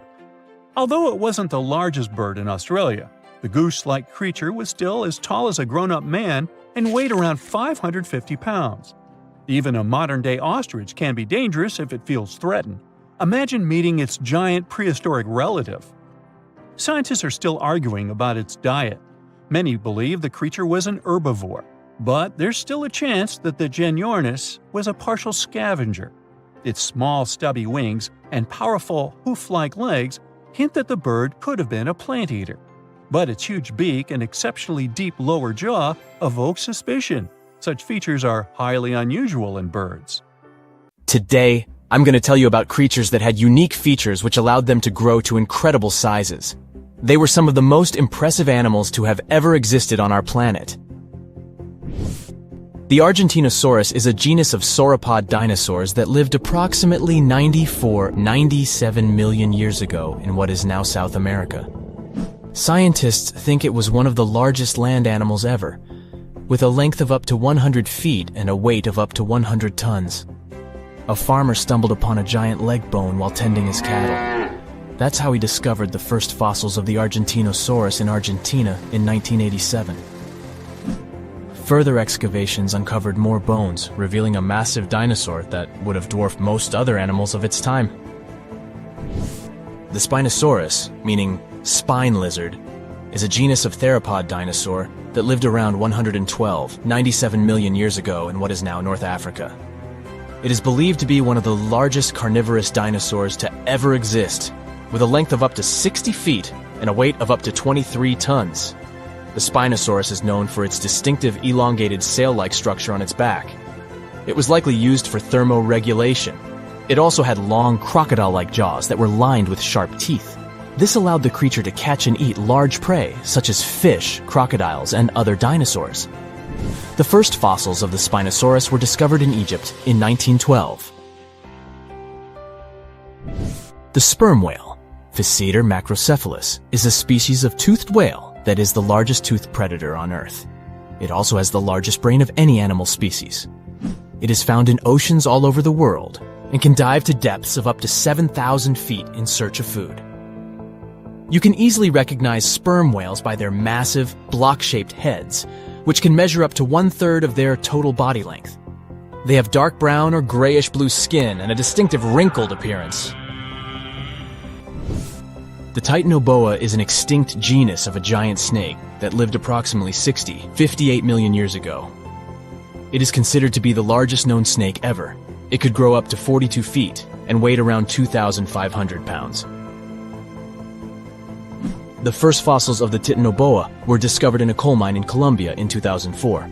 This discovery meant a lot because it provided insights into the size and behavior of snakes during the Paleocene era, as well as the overall climate and ecosystem of the time. The blue whale, Balænoptera musculus, is the largest animal on Earth, measuring up to 100 feet in length and weighing as much as 200 tons. These marine mammals are found in oceans all over the world and can live up to 90 years. Blue whales have a long, streamlined body that is usually blue-gray in color with mottled patterns. They have a small dorsal fin and 2 pectoral fins that are about 1/3 the length of their body. Blue whales feed on tiny shrimp-like creatures called krill, and they eat a lot. A single adult blue whale can eat up to 8,000 pounds of krill in a day. The Leadsichthus is an extinct genus of large, bony fish that lived during the Jurassic period, approximately 155 million years ago. It is believed to be one of the largest fish that have ever lived. Some estimates suggest that it could grow up to 55 feet in length. The first fossils of Leadsichthus were discovered in England in the 19th century, and more recent discoveries have been made in other parts of Europe, South America, and Africa. Despite its enormous size, the Leadsichthus was a filter feeder, similar to modern-day whale sharks, and likely fed on plankton and other small organisms. The creature did it by simply swimming with its enormous mouth open, filtering water through its gills. The pterodostro is an extinct species of flamingo-like birds that lived approximately 35 million years ago. They were relatively small birds with a wingspan of about 2-3 feet. And they were known for their distinctive long, narrow beaks equipped with comb-like structures used for filter feeding. The pterodostro lived in shallow bodies of water, like lakes and lagoons, and mostly fed on small crustaceans and other tiny organisms. The animal filtered them from the water using the comb-like structures on the inside of its beak while swimming through the water. The African elephant is the largest land animal on Earth and one of the most recognizable ones. There are 2 species of the African elephant, the savanna elephant, Loxodonta africana, and the forest elephant, Loxodonta cyclotis. You can see them in various parts of sub-Saharan Africa. These creatures can be identified by their large size, gray skin, and long trunks. African elephants can grow up to 13 feet tall and weigh up to 14,000 pounds, depending on the species and gender. Psst, run! Really, it's not safe out there. There's a saber-toothed tiger lurking around. You better be careful. What are you doing? Don't peek. Okay, just one little peek. How's this possible, you ask? That's because you're in virtual reality, of course. These cool but very dangerous-looking big cats were alive during the last ice age. What if they decided to show up at your doorstep out of nowhere? Knock knock, a saber-toothed tiger is waiting for you to buy its cookies. Meanwhile, the coelacanth, this massive-looking fish, comes from a lineage that's been around for over 300 million years. We thought they didn't exist anymore until 1938, that is, when a live coelacanth was found again. Since then, they've been roaming the waters of the east coast of Africa and the waters of Sulawesi, Indonesia. Man, I wouldn't want to go for a swim and meet one of these fellas face to face. Their jaw has an intercranial joint, which means their mouth opens up by a lot. This is so they can eat large prey, like me. Not good. They're huge, too. Imagine a fish that's as long as you're tall and weighing as much as an average human. The takahe, a flightless bird, was thought to be gone in the year 1898. They're very cute, small and multicolored, usually not taller than your knee. But picture this. You're out for a hike in the Murchison Mountains. Looking around, you spot the bird you thought was extinct. But there they are, as happy as ever, surviving and chilling. Whole colonies of takahes was indeed found just 50 years after they were pronounced extinct. Good job, tiny little birds. A singing dog. Ever heard of those?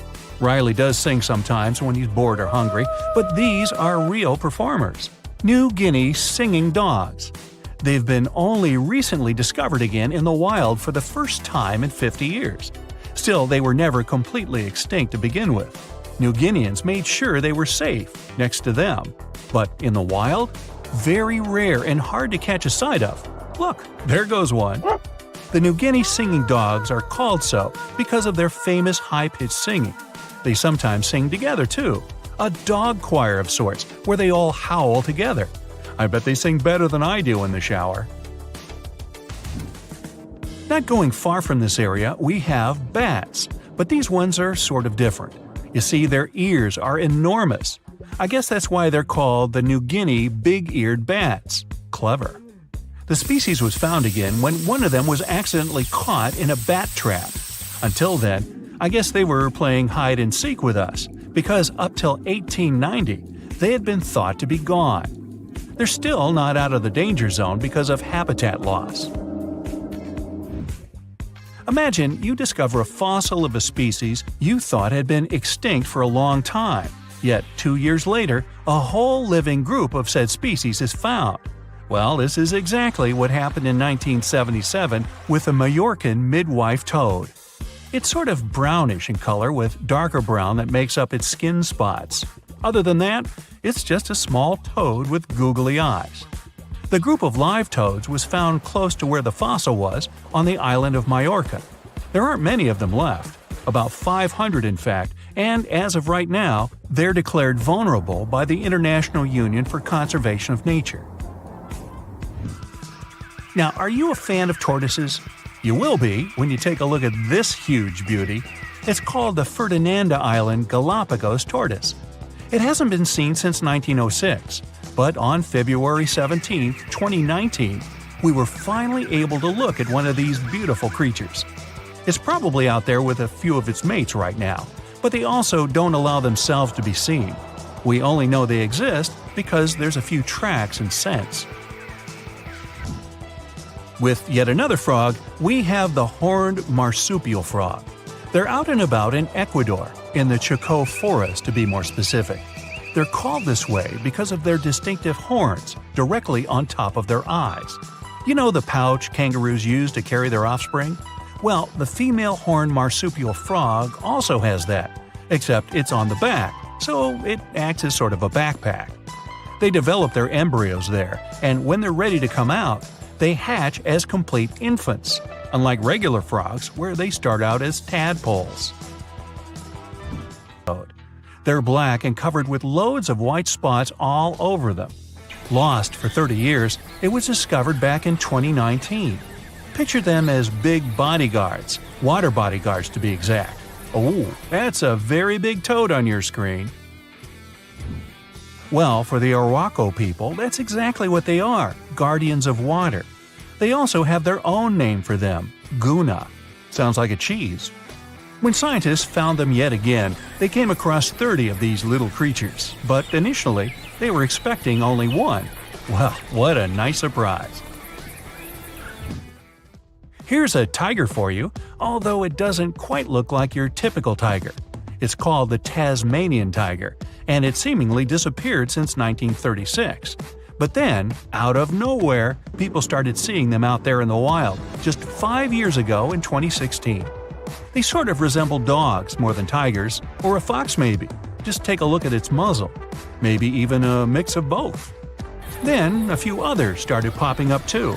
And if you happen to think you're seeing one right in front of you, but you're not quite sure, check if they've got stripes on their back. They're definitely out there, but still technically marked as extinct by the IUCN. Okay, picture a horse that looks straight out of a movie scene. Tiny, gorgeous fur, very well behaved. It's tiny, but it's not a pony. It's a Caspian horse. They have an interesting backstory to them. They were discovered by Louise Leyland, who got married to an aristocrat in 1957. Having moved to Tehran, Iran, she didn't quite like how the horses behaved there, so she took matters into her own hands. She took a few people with her, and off they went to the Caspian Sea mountain. And in there, they found 3 of these beautiful tiny little horses. Well, that's how the story goes. Coming up next, a possum that was found in an unexpected place. Guess where? You have 3 options to pick from: hiding in a ski resort, in the Australian outback, or in someone's apartment in the bathroom. Which one do you choose? You have 3 seconds. The right answer is a ski resort.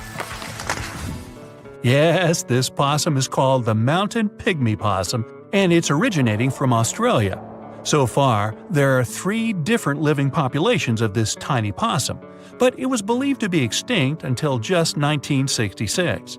There are fewer than 100 of them, so the IUCN has marked them as critically endangered. Also from Australia is the night parrot, an absolute delight to birdwatchers. Very beautiful, yet mysterious. These little fellas live in very remote areas. You can probably count on the fingers of your hand how many times these birds have been seen since they were found again in 1979.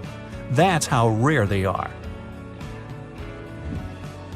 Have you ever seen a pygmy tarsier?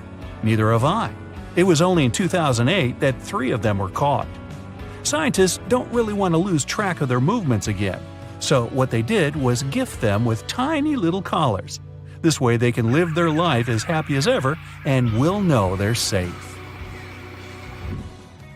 The last one I want to tell you about is the tree lobster, but as the name might mistakenly tell you, they're not really lobsters. They're just big black bugs with huge legs. Their extinction story is a sad one. In 1920, a cargo ship got stuck on Lord Howe Island, and it had rats aboard. These rats fled the ship and ran straight to land. Even though tree lobsters are bigger than most insects, they're still relatively small compared to rats. The poor things never stood a chance. Still, in 2004, life shone again for these distinct critters. A pair of Australian scientists were out and about on the island and came across 24 of them. All of them were living beneath one single shrub. Hey, if there's enough space for everyone, it's not small, it's cozy. Bottom line, it's better to be distinct than extinct. Don't you agree? Around 128 million years ago, give or take, snakes popped up out of nowhere and started thriving on Earth, eventually branching out into around 4,000 species we have today. But it's not just because they ditched their limbs and got all long and slithery. Even though there are 25 groups of limbless lizards, snakes are the one who really hit the jackpot in terms of diversity. To figure out what makes snakes so successful, scientists looked at over 60,000 snake and lizard specimens from museums all over the world. According to them, snakes have been evolving faster than lizards in key ways, which gives them the upper hand when it comes to exploring new opportunities.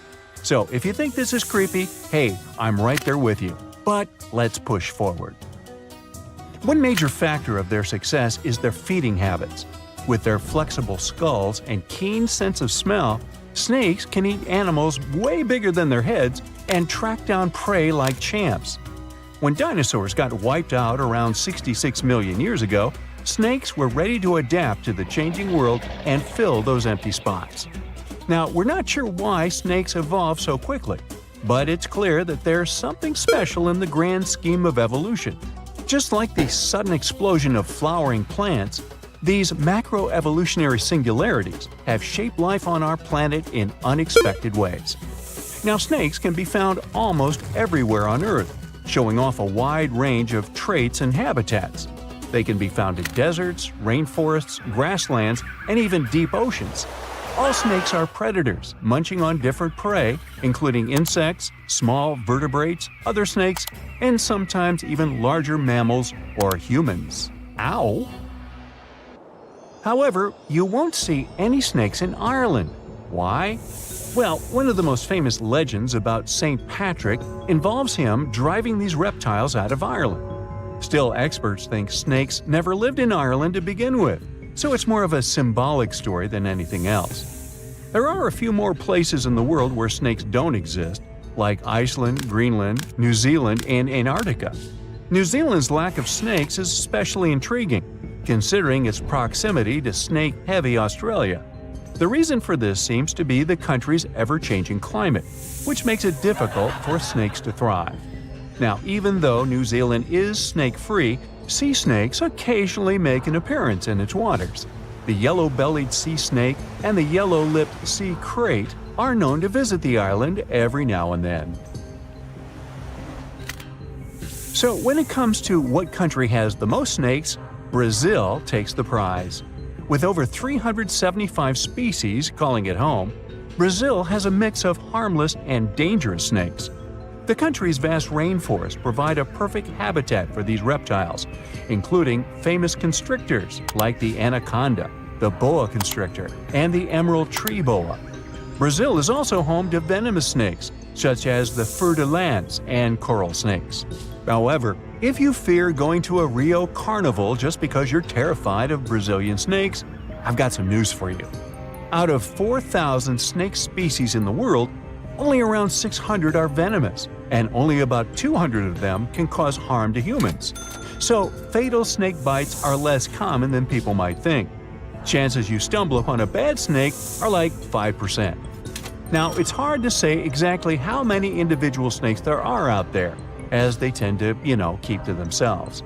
However, scientists can make estimates about the number of specific species. For example, they believe that there could be as many as 1 million common garter snakes in the wild. Cute little guys. Unlike the super widespread common garter, the St. Lucia racer is one of the rarest snakes in the world. It had quite a roller coaster of a story.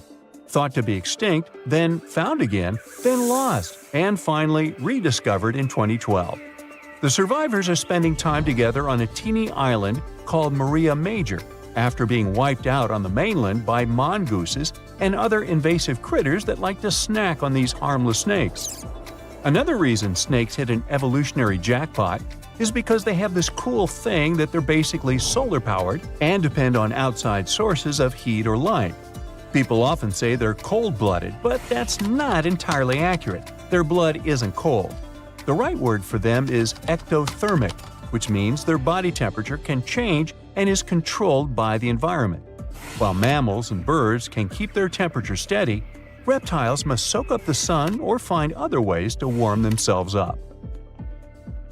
Now, some snakes do not lay eggs, defying the traditional classification of reptiles as egg layers.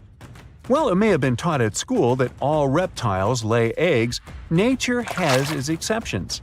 About 70% of snakes lay eggs, but those living in colder environments give birth to live young because eggs would not survive in such conditions. Nature always has a way of challenging our expectations and classifications. Snakes are a successful group of tetrapods, even though they don't have the 4 key-footed feature that tetrapods are named after. Despite this, or maybe because of it, snakes are super diverse. It might seem like this diversity dates way back to the times of dinosaurs, over 100 million years ago. But modern snakes seem to have emerged more recently. Fossils and DNA suggest that snakes started to spread out and evolve after the mass extinction event that wiped out dinosaurs. They took advantage of the empty habitats and niches left behind by the long-gone species. In terms of movement, snakes are super flexible and can crawl, burrow, climb, swim, and some can even fly. The ancient ancestors of snakes were quite different from what we see today, with some species even having well-developed limbs. Snakes continued to evolve through the late Cretaceous period, with various species appearing around the world. Only a handful of modern snake families emerged later, millions of years after the extinction of dinosaurs. The snake fossil record is patchy, making it hard to piece together their evolutionary history. To make sense of it all, scientists turned to DNA analysis.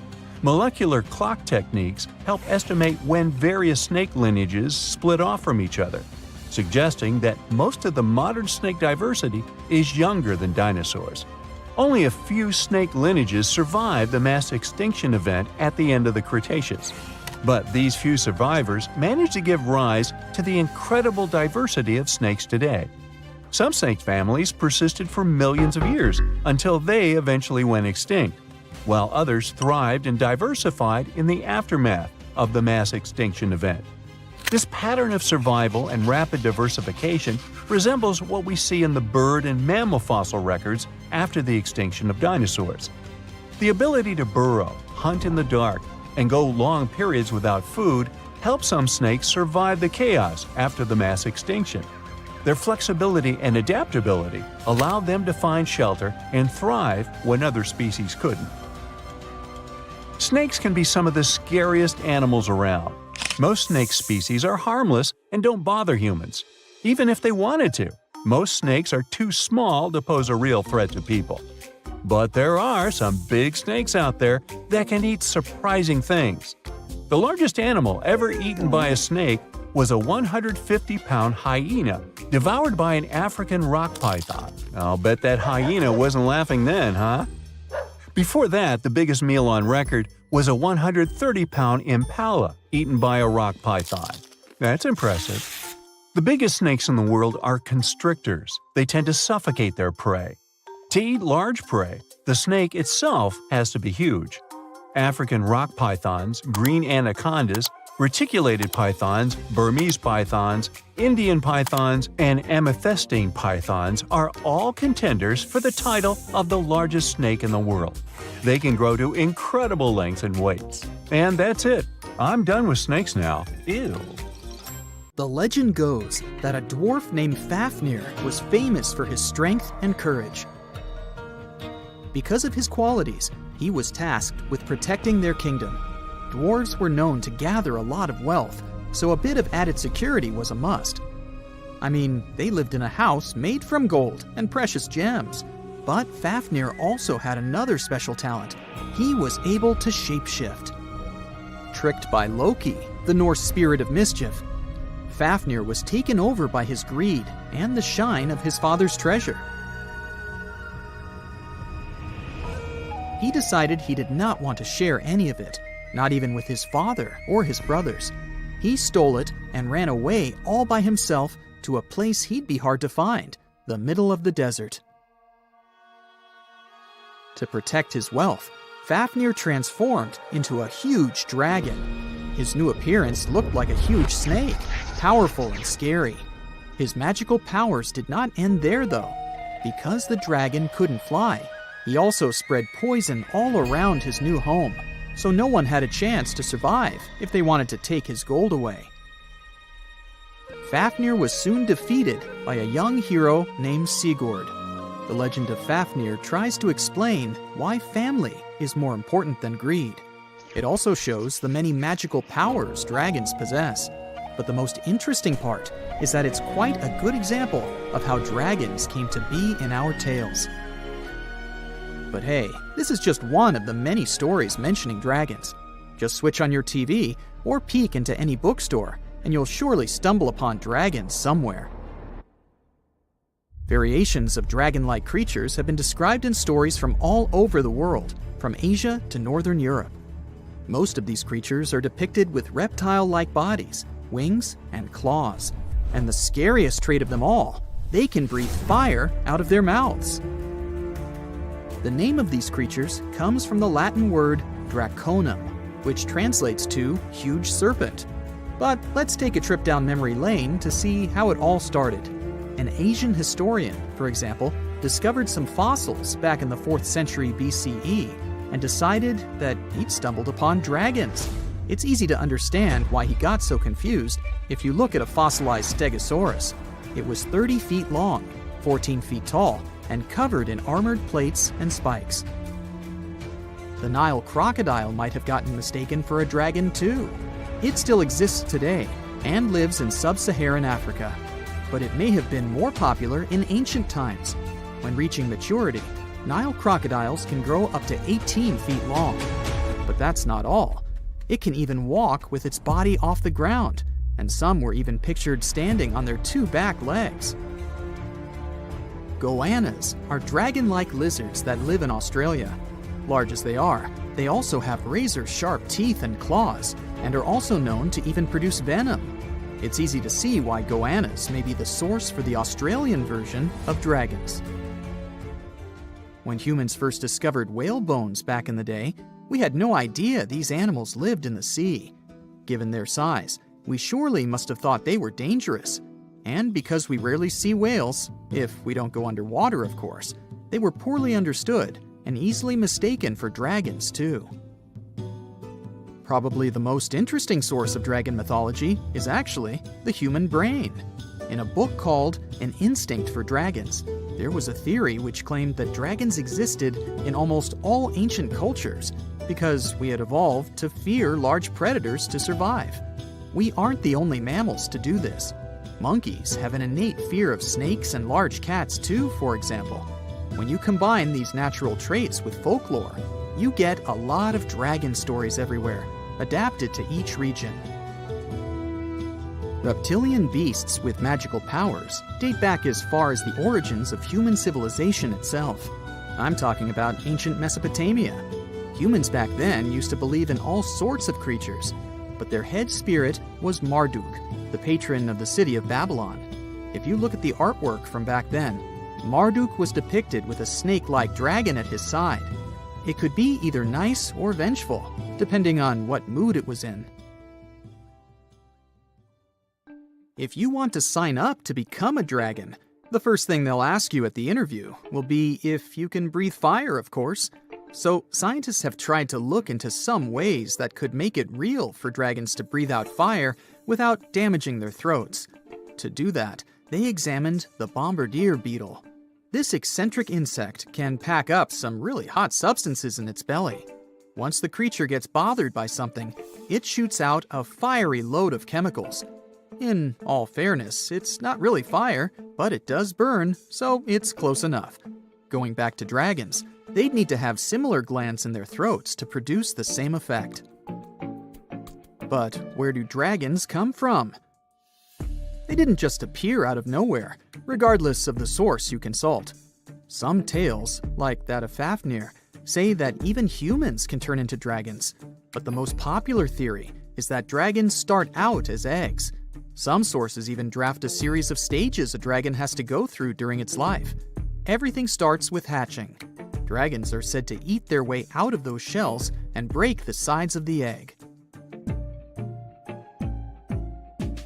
Then there's the wormling stage, which is what dragon specialists, or dragonologists if you like, call a newly hatched dragon. It's still small and weak, but don't worry, it can take care of itself pretty well. The rest of a dragon's life stages are pretty self-explanatory. There are grown-up dragons, then ancient ones. A dragon's life ends when it reaches the twilight stage.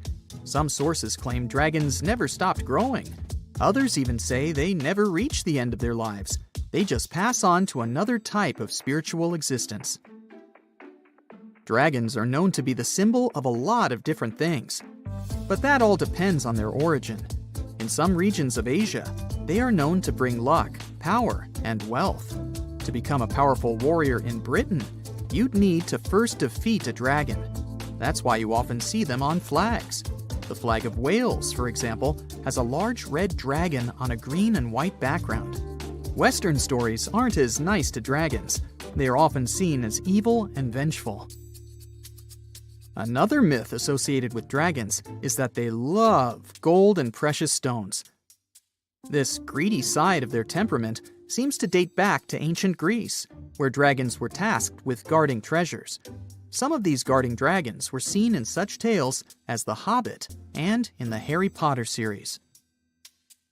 As for dragons' magical abilities, they also vary a lot.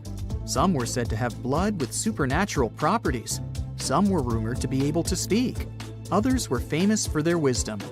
A lot of dragons in ancient literature could fly or shapeshift, even into humans. Some real-life creatures got their names thanks to bearing a resemblance to dragons, like the dragonfly that has more than 5,000 subspecies we know about. It got its name from folklore tales, as Europeans in the Middle Ages saw it as an evil insect. Dragonflies were accused of some really nasty things, like biting people's eyes and mouths. But the creature that resembles mythical dragons most is a reptile called the flying dragon. They're seen in wooded areas of Southeast Asia. They don't really have wings per se, but parts of their ribs are elongated to support some extra skin that allows them to leap through the air between trees. Those wings are also brightly colored and contrast with their brown bodies. You're strapped in a boat cruising down the Amazon River with the sun scorching hot. As you check out your map, your boat starts rocking back and forth. The water is starting to get more intense, so you hang on for dear life. You tuck your map in your pocket and try to take control of your boat. You strike some jagged rocks and duck low to avoid tree branches. Your boat strikes a large rock out of nowhere and capsizes. You're swimming in the murky green water. While you're trying your best to get ashore, your boat gets washed away. Underneath the water lies a whole new world of bizarre and dangerous animals. Candiru fish are snake-like creatures that can grow up to 16 inches long. Arapimus can weigh more than an adult male and are taller than most basketball players. They're the biggest freshwater fish in South America. They have a hybrid gill system that forces them to pop up to the surface every 5 to 15 minutes to breathe in oxygen for their large swim bladder. You swim out of the raging water and dry yourself off. Oh no, your map is completely soaked. There's no way you can get to your destination without it. You venture into the thick rainforest, shoving the branches and leaves away. As you get deeper, you notice something on a tree. It's barely moving, but it's got sharp claws and a raggedy coat. It stretches its arm to another branch and tries to pull itself up, ever so slowly. Sloths sleep more than half their days and only head down from trees once a week. They're so motionless, they sometimes grow algae and moss on their fur. The rainforest gets denser with each step until there's barely any sunlight illuminating the path in front of you. You notice a figure following you. With every branch you step on, you can hear a faint sound right next to you creeping around. You start walking a bit faster, and the sound catches up with you. You make it out of the dense part and tread along a narrow path until you reach a cliff. You can't walk normally here, so you pin against the wall and walk sideways to cross the hills. You slowly move across with the river 30 feet below you. You move your right foot, and some rocks fall into the river. You keep going and misstep. You're about to fall, but you hold on to a large tree branch and pull yourself up. You notice a couple of colorful poison frogs inches away from your fingers. Touching any of these frogs can be extremely dangerous and harmful, despite their amazing color patterns. The golden poison frog is one of the most poisonous animals in the world. One of them hops right next to you, so you let go of the branch and fall back in the river. The river is washing you down until you reach a calm current. Underneath you is a swarm of piranhas swimming with their sharp teeth.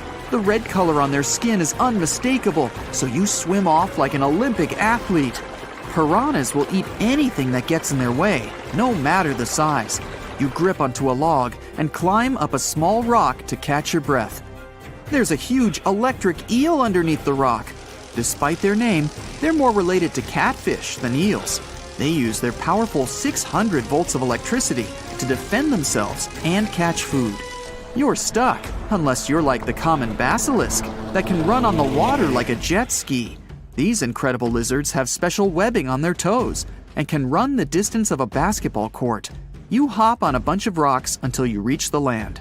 You continue walking along the riverbank until you come across a moving rock.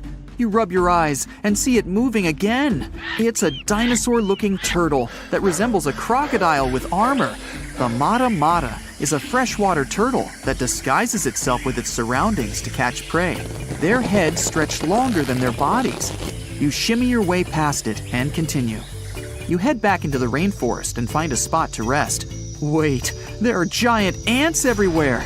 They're the biggest ants in the world and can produce one of the most painful stings out there, even comparable to a wasp's sting.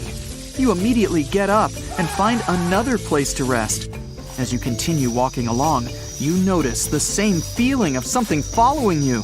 You can hear some leaves rustling, but it's getting dark and there's no way of telling. You find a nice little spot to build a campfire and catch some Z's. But in the Amazon, everything is a threat. Except for those cute capybaras wandering around. They live in groups next to water sources. They're also the biggest rodents in the world. You don't need to worry about them if you're stuck in the middle of the Amazon rainforest. Suddenly, you feel something slithering up next to you. You look down and see a massive green anaconda just about to constrict you. They are the heaviest snakes in the world and can grow up to 20 feet long and have a huge appetite. You get up and sprint your way out of there. All right, you found a decent cave to crash in. It's daytime again, and you're still alive. You continue walking along the rainforest. You were able to find some breakfast to boost your energy for the rest of the day. You spot something on a tree that looks like a branch, but it's actually a potu, a master of disguise that can spend days motionless on broken tree branches. These bizarre birds use those branches as their permanent home, where they lay their eggs and chill all day. You continue your way through the rainforest and see a Brazilian wandering spider crawling on a tree branch right in front of you. 8 of these species can be found in the Amazon area. They are some of the most aggressive and venomous spiders out there. So, you make a big detour and walk away from it. You feel someone walking next to you again, but you still can't figure out what it is. You see a steep cliff with a waterfall hitting a large lake ahead of you. Looks peaceful, until you see a team of black caimans gathering around the shore. They're the biggest predators in the whole Amazon ecosystem and feed on anything that moves. It's a good thing you're on high ground, otherwise, whoa! You slip and fall down the river, right on the deep end.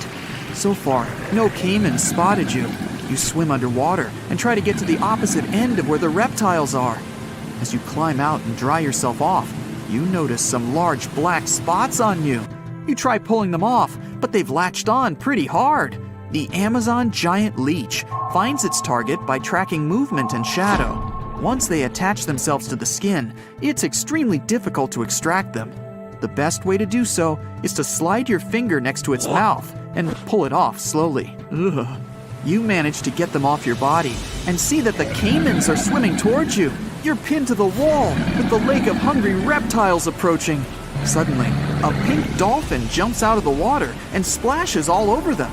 They can grow larger than humans and are the celebrities of the Amazon. Scientists think they get their color from the blood capillaries on their skin.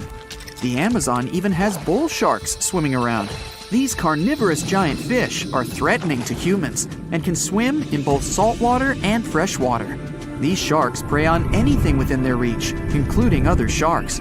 The dolphin distracted the caimans, so you climb up the cliff and try to find the best way to escape. Opened jaws waiting for you to fall into the pit are right below you. You're lucky enough to escape to the top, but as your arms pull you up, the first thing that you see is a jaguar looking straight at you. It's the creature that's been following you this whole time. You get up while it starts circling you, timing its strike. You know that you can't take on a jaguar, nor can you outrun it, so you grab a large tree branch from the ground to defend yourself. It jumps at you, but you duck down in time. The jaguar lands in the water far away from the caiman crocs. It's a good thing these large kitties are excellent swimmers. You pick yourself up and continue. And to your surprise, you find your boat again. You fix it up and sail your way out of the Amazon. Whew! You decided to go scuba diving for the first time. The water is clear and the sun is shining on the seabed. You take a few selfies and the fish swimming by when suddenly the ocean goes pitch black. You look up and, oh my, what is that gigantic animal? It's definitely not a shark, not a whale. Is it a turtle? Yup, but fear not, it's not gonna hurt you. If you had lived on this same Earth about 72 million years ago, then maybe this could have really happened to you. Scientists have recently found the fossils of a gigantic marine turtle that could have grown as big as 12 feet. If you don't have any idea of how big that is, let's see some examples. That's the average length of a hippopotamus, 6 golden retrievers, or 2 Michael Jordans stacked on top of each other. The turtle's scientific name is an homage to that old-school sea monster called Leviathan. Maybe you remember this from old-school history lessons. The Leviathan is supposedly a mythical creature that would swallow entire ships or people that were deemed too greedy by the creature. Can you imagine being swallowed by this humongous sea turtle? No, thank you. The fossils of this gigantic creature began to be excavated between 2016 and 2021, all the way in northeastern Spain. The first fossil was located by a hiker in the Spanish Pyrenees, and it was around 8 inches long. The pelvis of this turtle alone measured around 35 inches. It would definitely be one of the biggest turtles today if it hadn't gone extinct. FYI, the largest living sea turtles today can reach up to 6 feet in length, which is already pretty big. Now, how about a gigantic prehistoric scorpion? I bet most people here are not huge fans of these creatures, especially since they're poisonous, which is why the thought of a 9-foot-long aquatic scorpion might be the stuff of nightmares. Let's just say that if they hadn't gone extinct some 400 million years ago, lakes and rivers would be much more dangerous places for humans today. These gigantic insects were considered to be apex predators in their time, hunting everything from fish to other animals, even of their own kind. Yikes! I got goosebumps just imagining these creatures. Should we thank the asteroid that hit our planet now or later on in this video? Another prehistoric animal that would shock humans if it were still alive is the so-called megatherium, a gigantic sloth. This huge sloth is believed to have grown up to 20 feet long, and its weight could be up to 8,000 pounds. It was found in the woodlands and grasslands of South America. The creature used to stand on its 2 feet in order to reach leaves on high branches. These giant sloths had huge claws. They helped them climb trees. I gotta say, I feel uncomfortable imagining these elephant-sized sloths climbing trees. Oh, of course, some dinosaurs will make our super-sized creatures list.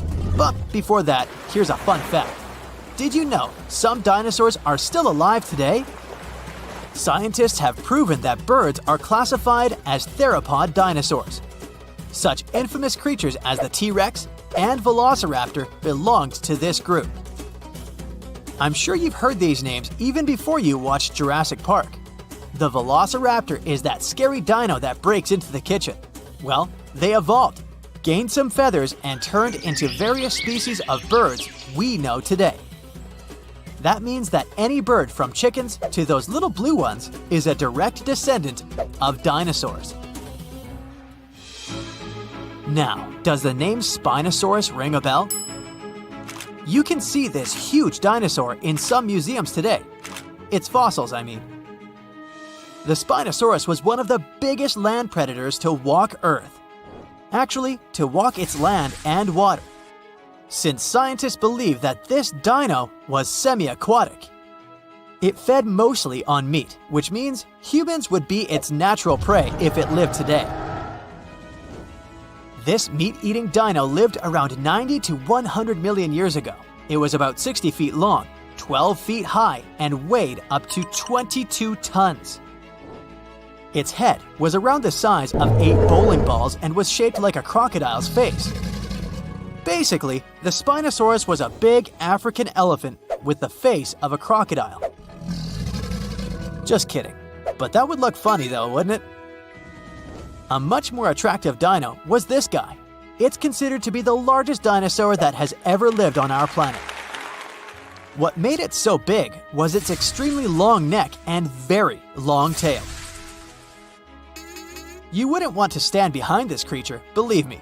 If it decided to swish its tail, you'd get catapulted very far away. This creature lived around 100 million years ago, and its fossils were first found in Argentina around 2012. The dino measured 120 feet from head to tail, which made it almost as big as an American football field in width. And have I mentioned it weighed almost as much as a space shuttle? A staggering 75 tons.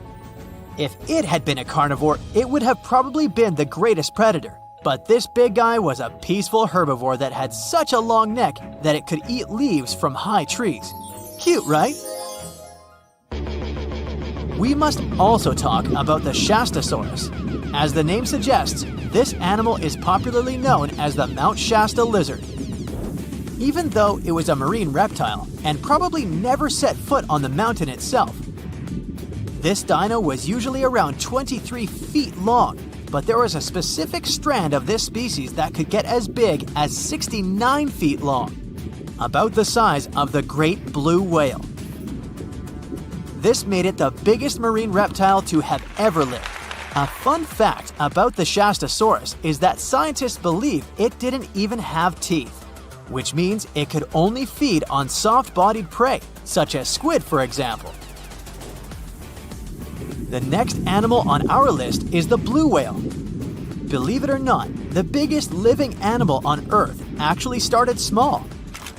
These days, the average mature blue whale can reach up to 100 feet in length and weigh up to 200 tons. That's more or less the weight of 40 elephants put together, or 30 Tyrannosaurus rexes, or 2,670 average-sized people. Blue whales have to eat up to 50 million calories per day to support that body. That's the equivalent of 30,000 Big Macs, just FYI. But blue whales weren't always this big. They actually evolved from a four-legged mammal that lived on Earth around 48 million years ago. Their ancestor was called Pakicetus, and it was only 6 feet long. Here's a fun fact.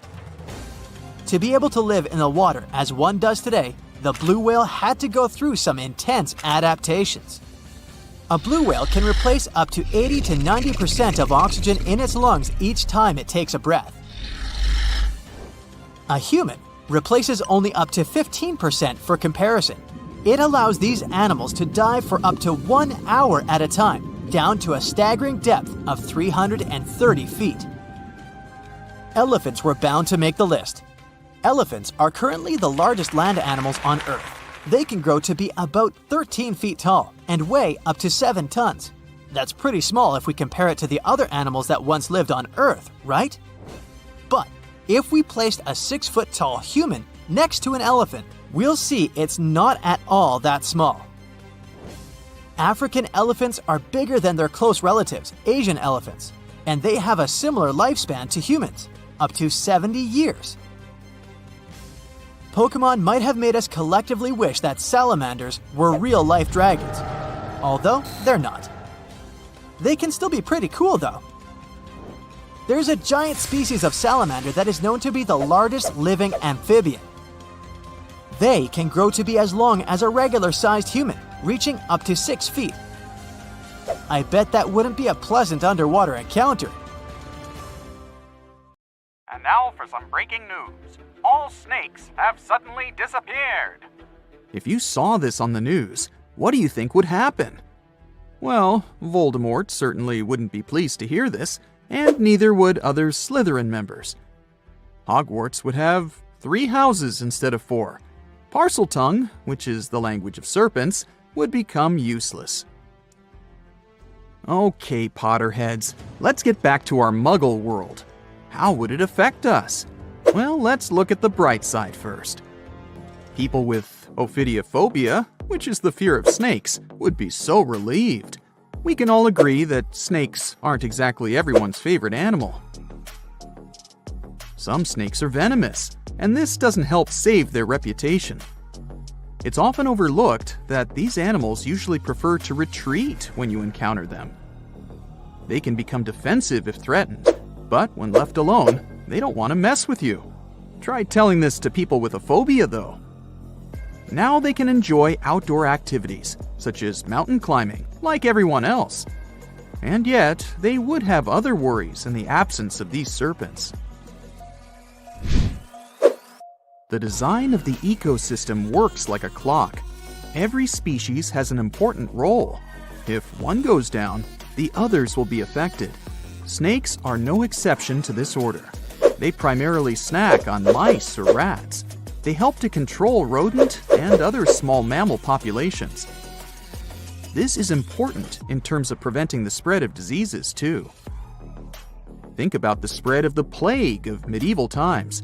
Driving out all reptiles could cause a similar problem. Did you know that the bubonic plague was never completely gone?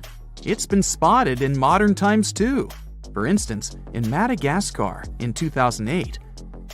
so it's good to have some snakes around to protect us from disease outbreaks. You see, snakes are excellent hunters. They ambush their prey by using their highly developed senses to find and track their potential dinner. They're super mobile, can squeeze through cracks, climb on rock walls, and swim. They can even fly. Well, sort of. Flying snakes can't actually gain altitude, but they can glide. They use the speed of free fall and contortions of their bodies to follow airflows and lift themselves. Yeah, they can catch their prey in numerous ways. If we imagine a world without them, it will lead us to another phobia. Allow me to introduce you to mussophobia. It's the fear of mice and rats. People with this phobia will have a hard time with all those rats wandering around, since there are no snakes to eat them. Not to mention that a single pair of rats can have 1 million descendants in over a year. Say hello to crop damage. An overpopulation of rodents can lead to a shortage of food and competition for resources. Do I feel the Hunger Games vibes? Oh, and mice wouldn't be our only problem.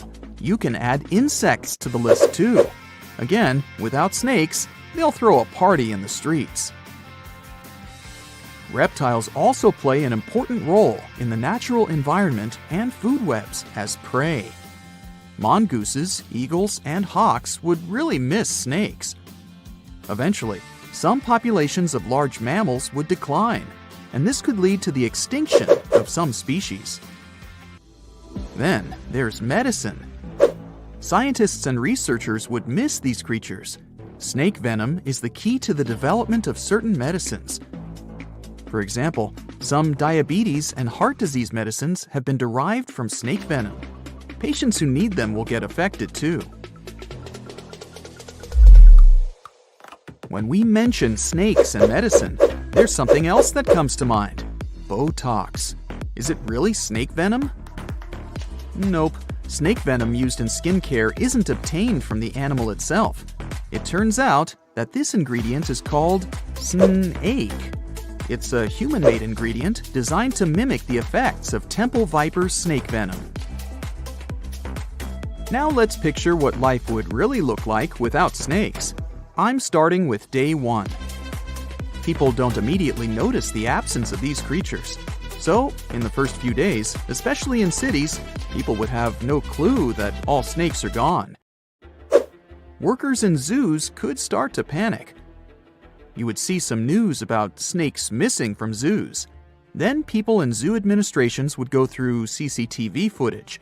They would be shocked to see that snakes disappeared into thin air. After the spread of this news, authorities would probably open special departments to see if they have any snakes left in their country. Then it would turn into a worldwide issue. Some sort of a global alliance would be established to investigate what happened to these reptiles and what could be done about it. By the time authorities and people understood the severity of the situation, ecosystems would already start to change. People who live in urban environments may not be directly affected in the first few months. Then they would see more mice in their houses and in the streets. Around 500,000 mice live in the network of tunnels of the London Underground, for example. The number may vary, but many rodents live in large cities. These animals would become more visible. You'd open a kitchen cabinet and, oops, you'd see a mouse looking at you from behind a jar of peanut butter. New career opportunities would arise, since the demand to live in a mouse-free environment would skyrocket. Authorities might introduce new taxes to raise money to handle this new situation. After all, they would need to provide people with safe places to live. Of course, it would be not only urban places that would be affected by the absence of snakes. The countryside would have even more problems. Without snakes, the number of pests would increase. These animals would start destroying crops and habitats of other animals, and farmers would be in serious trouble. Authorities would need to support people living there and find ways to protect the environment, which would be their top priority. Researchers and scientists would have to take a huge responsibility. Maybe they'd create artificial snakes that could be nutritious like real snakes, so that animals like eagles would hunt them and continue to live. What artificial snakes would look like is a mystery. I can't imagine them. I'll just leave it to you. If we flashed forward to 5 years from the first day of the world without snakes, we would face an entirely different world. Maybe we would have a special day for it, the 5th anniversary of the world without snakes. The changes would be obvious, but by that time, people would have probably got used to living in that different world. Some restaurants would have already made changes to their menus. Goodbye to snake soup. Then there would be new museums dedicated to snakes. You'd be able to read about the story of their evolution and see their fossils. Maybe you'd stop by the museum souvenir shop to buy a snake-shaped pen for your friend. Lastly, we would still be looking for alternatives to snake venom in the field of medicine. I mean, it's a relief for people who show allergic reactions to snake bites, but these animals are crucial for some studies and medicines. So, researchers would still be busy trying to find alternatives that could replace snake venom. If we went 200 years ahead in time, we would see a world where people have fully accepted that snakes are gone for good. So much so that younger people would only know that there was an animal named a snake that once lived on this planet. They would get to know this animal from history books and videos. Coloring books would have a cat or a dog, but not a snake. Mythical creatures like Medusa and Shamaran would become even more mystical and interesting. Oh, and we wouldn't compare a sneaky person to a snake anymore. There would be a new definition for them. We've survived the Ice Age, meteorites, and many other challenges, so we'll probably figure something out. Fingers crossed that this scenario never gets real, though. Do you have any other version of how events could unfold in a snakeless world? Now, if Earth's history were a movie, we humans would only take up the last second of the end credits. Our planet has been around for about 4.6 billion years, but our human story began about 300,000 years ago in Africa. Now, our ancestors had some wild adventures in nature. They could have run into creatures so big they'd make today's elephants look like puppies. The woolly mammoth is a pretty famous animal, sure. His cousin, though, the Columbian mammoth, not so much. This giant used to roam places from Canada all the way down to Mexico. Unlike the furrier woolly mammoths, which hung out in colder places, these animals had shorter hair, resembling huge elephants. They also had incredibly large tusks, like 12 feet worth of spiraling, sturdy tusks. And they weren't just for show, they came in handy when facing predators. That includes our ancestors. If you think about sloths these days, you're picturing these adorably slow creatures. They couldn't possibly be in your list of most dangerous animals. Well, their grandparents might have. For starters, we call them ground sloths, and they vary a lot in size. Some were as big as rhinos, and others, like the Megatherium, were as colossal as elephants. Imagine seeing a 20-foot-long sloth which doesn't mind chewing on some meat every now and then, at least in theory. Ever heard of Bigfoot? Well, our next animal kind of looks like him, but is a distant cousin to orangutans. Meet Gigantopithecus, the largest primate to ever call our planet its home. Standing tall at 10 feet and weighing more than 600 pounds, these animals were amazing to look at in real life. Unlike Bigfoot, they weren't constantly hiding. In fact, it's believed they were peaceful and gentle creatures. Sadly, they faded away about 100,000 years ago, mainly because their food sources slowly became unavailable. Those lush, fruity forests they called home eventually turned into dry grasslands. Next on our list is the cave hyena. Weighing a chunky 250 pounds and standing 3 feet tall, these beasts were as long as a grown-up lying down. What's even more interesting about these creatures is that they loved hanging out in groups. A pack could be as big as 30 of these animals, which meant they could easily take on even the biggest, heaviest mastodons. Our ancient families would have needed to stay alert around these hungry specimens. Sadly for these hyenas, about 20,000 years ago, their numbers started going down. Soon enough, they completely disappeared from the planet. Quick pop quiz. What's called a tiger but isn't really one? It's the saber-toothed tiger. I mean, sure, they belong to the feline family, but they aren't technically tigers. First appearing around 42 million years ago, in July, I think. Many of their kind were gone before we even showed up. However, early Americans might have bumped into a couple of specimens from this group. If that really happened, it would have been quite the encounter. Think of the biggest wild lion today or the hefty Siberian tiger. These big cats also had some incredible features hidden in their fur.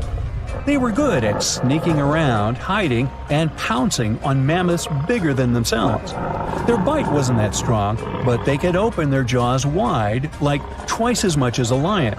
And although their teeth were a bit on the weak side, they had buff forearms to pin down their dinner, giving those big fangs a purpose. Not the kind of kitty you'd want to play with. Dire wolves made their debut about 250,000 years ago. They were like the gray wolves we know today, but a lot stronger. While wolves these days stretch out to about 6 feet and tip the scales at 170 pounds max, dire wolves were about 5 feet and about 150 pounds. Found all over North and South America, they had admirable jaws, biting nearly a third harder than their modern counterparts. Also, their favorite snack was horses. But just like many other majestic beasts of the past, they faded away around 10,000 years ago. Now, names can be deceiving. Take the American lion, for example. It's not really a lion, it's more of a panther's big cousin. The other part of the name is correct, though. They did live in America about 330,000 years ago. This feline was no lap cat either. They were at the top of the wildcat pyramid, weighing a colossal 772 pounds. That's like stacking 4 grown men on a scale. Even the mighty African lion would look a tad bit shy beside these beasts. With the muscle to take down a bison, you wouldn't want to accidentally interrupt their dinner. They parted ways with this planet around 11,000 years ago, right after the last ice age. Now, down in Australia, about 50,000 years ago, I wasn't around then, there lurked a relative of the Komodo dragon, the Megalania. Experts love to have debates on how big it was. Some say it stretched out to 23 feet. Others think it was just about 11 feet long. Either way, they were basically mega-sized Komodo dragons with a dangerous bite. If you think bears are already big and fluffy now, let's introduce the short-faced bear. While this big creature stood on its hind legs, it towered at 14 feet. With long limbs, they could outrun today's bears, hitting speeds up to 40 miles per hour. These ultra bears sadly disappeared around 11,600 years ago. Now imagine a crocodile. Okay, imagine that same crocodile, only supersized, with sporty legs, doing its thing in Australia about 1.6 million years ago. Well, say hello to the quincana. These crocs were extremely large, reaching 23 feet. And no, they weren't lazy river loungers. These creatures really love spending time on land. They evolved to have strong legs for their chases and razor-sharp teeth designed for slicing, not gripping. When did we stop sharing beaches with them? About 40,000 years ago. The name elephant bird might not sound familiar, but try to picture a bird that stood tall as high as a basketball hoop at 10 feet and weighed as much as a small car, 1,500 pounds. Their eggs were equally huge, like 150 chicken eggs bundled up into one. Now, as amazing as these birds sound, there's a lot we still don't know about them. They're hard to study, as most extinct animals are. Still, some recent studies have given us some clues. Scientists have been examining ancient molecules from their fossilized eggshells. It's an awesome piece of evidence, since these birdies' shells were thick, preserving precious DNA inside. Plus, there are tons of these eggshell fragments sprinkled all over Madagascar's beaches. Because of these findings, we now know these birds were herbivores and loved eating leaves and seeds. We also know the tiny kiwi bird is its closest living relative. Now, dodos were these amazing birds we also used to share the planet with. They're like distant cousins to ancient pigeons. To give you some perspective, imagine a chunky bird weighing about 50 pounds. Similar to chickens, turkeys, and ostriches, dodos were also the types of birds that couldn't fly. Their wings were small, and they had the muscle strength of, well, a wet noodle. Now, you might have heard the word dodo used as a name for creatures that aren't that bright. Don't get confused, though, by this name. These birds were in fact intelligent. Scientists were able to figure that out by studying their fossils. It turns out that they were good at smelling stuff, unlike most birds that are all about the visuals. These creatures aren't around for us to study anymore, but that might change.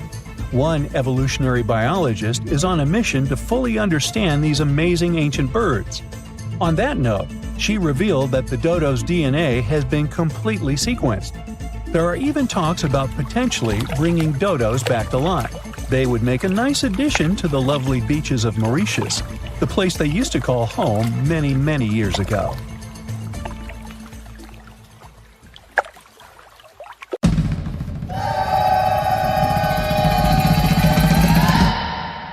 The liger is probably the most popular hybrid animal and an incredibly large cat.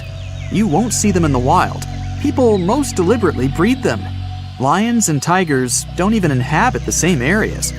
So, a liger is a mix of a male lion and a female tiger, and they can grow to be very big in a pretty short period of time.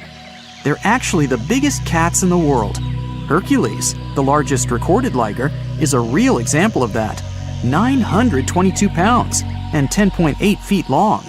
Imagine taking him for a walk. Ligers are mostly way bigger than either of their parents. In most cases, they behave and look more like lions than tigers. But they have some tiger traits too. For example, striped backs, and they're crazy about swimming. The taigen. Nobody could fault you for thinking the taigen and liger are basically the same animal. I mean, they're both a combination of tigers and lions. But a taigen comes from a crossbreeding of a male tiger and a female lion. They're usually smaller than their parents, and definitely much smaller than their giant, could you call them siblings? In most cases, they inherit charming looks from their tiger fathers, but they get some interesting traits from their mother's side too. For example, love for socialization and the ability to roar. Hands down, one of the rarest hybrid animals in the world are wolfins. These fellas are a mashup of a female bottlenose dolphin and a male false killer whale. Its name might make you think differently, but a false killer whale belongs to the dolphin family. They're not even related to killer whales. Wolfins are such an interesting 50-50 mix and balance of their parents. They have dark gray skin, the perfect blend of a black false killer whale and light gray dolphin skin. Dolphins have anywhere between 80 and 100 teeth. False killer whales have 44. And their hybrid young is halfway, with 66 teeth in total. What would it look like if algae and a slug paired? No need to imagine. You have a green sea slug to check the result. It lives in salt marshes in Canada and New England. And it's possibly the weirdest hybrid creature you'll see in this video, and in general. Part plant, part animal. So, some slugs seem to have been very sneaky while stealing the genes from innocent algae that they have eaten to enable them to look like this. Since they're partially a plant, they can produce the plant pigment called chlorophyll. That means these unusual slugs can even photosynthesize. That's the process plants use to turn sunlight into energy. So they produce their own molecules that contain energy without having to eat anything at all. When scientists first discovered it, a green sea slug was the first case of a multicellular animal that's able to produce chlorophyll. What do you get when you mix a male leopard and a female lion? You get an interesting hybrid called a lepin. These animals grow to be almost as big as lions, but they still have shorter legs, similar to their father leopard. They inherit some of his other traits too, like a love for climbing and swimming. You can have a union with a male lion and a female leopard too, and the result is called a leopard. Male lions are usually around 10 feet long and weigh about 500 pounds. The female leopard is way smaller, only 5 feet long, with a weight of about 80 pounds. The difference in size here is too big, so this pairing really doesn't happen that often. Okay, how about a buffalo and a cow? When you were little, maybe you thought that they could be a good match, but in reality, the combination creates an unusual hybrid animal called a beefalo. Not many types of hybrid animals can reproduce on their own, but a beefalo can do it. When a grizzly and a polar bear get together, it results in a growler bear, or grizzly bear, or grizzlar, whichever you like the most. You can see them even in the wild. These two types of bears have a mutual contempt for one another. Yep, they're not good at living together in a mutual habitat. But even though it's rare, the love can still happen and result in these cute caramel-colored hybrid growler bears. In most cases, they'll be a bit smaller than polar bears, on average 60 inches tall at the shoulder, and approximate weight 1,000 pounds. But they're well equipped for surviving in warmer climates, thanks to the genes they got from their grizzly family side. Now let's get to one pretty tough fella, the jag lion. As its name implies, it's the hybrid of a jaguar and a lion. We don't know much about these intriguing big cats because only a few of them exist. But there was an unintentional mixing between a black jaguar and a lioness, which eventually resulted in two jag-lion cubs. One had a dark gray coat with black spots because of the dominant melanin gene black jaguars usually have. The other one had a lion color and the rosette pattern spots that remind you of a jaguar. Yep, you already know it. There are also ligwars, a hybrid of a female jaguar and a male lion. That's some colorful family. Speaking of wild cats, have you ever heard of a savanna cat? Savanna cats are in both categories of house pets and exotic hybrids, since they're a mix of a domestic cat and a wild African serval hybrid animal. We're talking about striking animals, almost as big as a domestic cat. But what gives them their exotic look are their tall bodies, slender forms, and spotted coats. These cats are extremely loyal, intelligent, and loving creatures. Here's one unexpected mixture, a zebroid. Technically, it's a name people use to describe a hybrid of a zebra and any equine species. But when you pair a zebra and a horse, their young is called a zorse. Zebra hybrids mostly look like whichever animals they've been crossbred with, but with the striped coat of a pure zebra. Most of these hybrid creatures don't even have fully striped coats. You can mostly see the stripes on non-white areas of their bodies and legs. Speaking of zebra hybrids, check out this adorable creature. It's called a zonkey, or zedonk, zebras, zenki. Take your pick. They're mostly either tan, gray, or brown in color. You'll distinguish them by unique stripes that are darkest on their legs and belly. Unlike some hybrids, such as the liger, zonkies can normally live in the wild. In fact, that's where you can find them, living life to the fullest across savannas and open woodland, mostly in Africa. Can you guess what a geep is? Yep, a combination of goat and sheep, and definitely one of the most adorable and cuddliest hybrid creatures in this video. Geeps are very rare. Some experts even believe it's possible that they're not true hybrids, but just sheep with certain genetic abnormalities. After all, sheep and goats do carry different numbers of chromosomes, which means cross-species mixes are almost impossible. When a camel and a llama get together, you get a cute little thing called a kama. Similar to beefalo, the kama also produces the best economic traits of both its parents. The first one was born in 1998. Kamas don't have camel humps. Their body is covered in soft, fleecy fur, similar to their llama side of the family. They can drink big amounts of water at a time, so they can survive with almost no water at all for pretty long periods. The coy wolf is a hybrid where nothing looks that unusual to most people, since the coyote and the wolf are not that drastically different in their looks. After all, these two species only diverged around 200,000 years ago. Now they're still able to mate and bring coy wolf cubs to the world. People living in eastern Canada and the US might be familiar with these smart, adaptable animals that inhabit their forests, neighborhood parks, or sometimes even cities. These hybrids have emerged over the past century or so, and they've picked up the characteristics of both their parents. When a coy wolf is fully grown, it's somewhere in between the size of both parents, but it's also 55 pounds heavier than pure coyotes, and has a bigger jaw, longer legs, smaller ears, and a bushier tail. Check out the narluga, an extremely rare creature whose parents are a narwhal and a beluga whale. It's a pretty strange animal, but far from being lonely. They mostly live in the North Atlantic.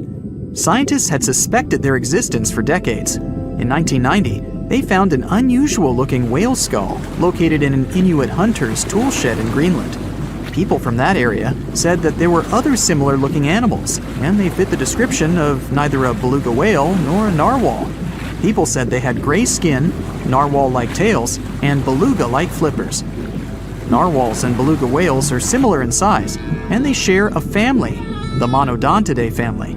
So it may not even be that surprising that they're able to successfully breed in the wild.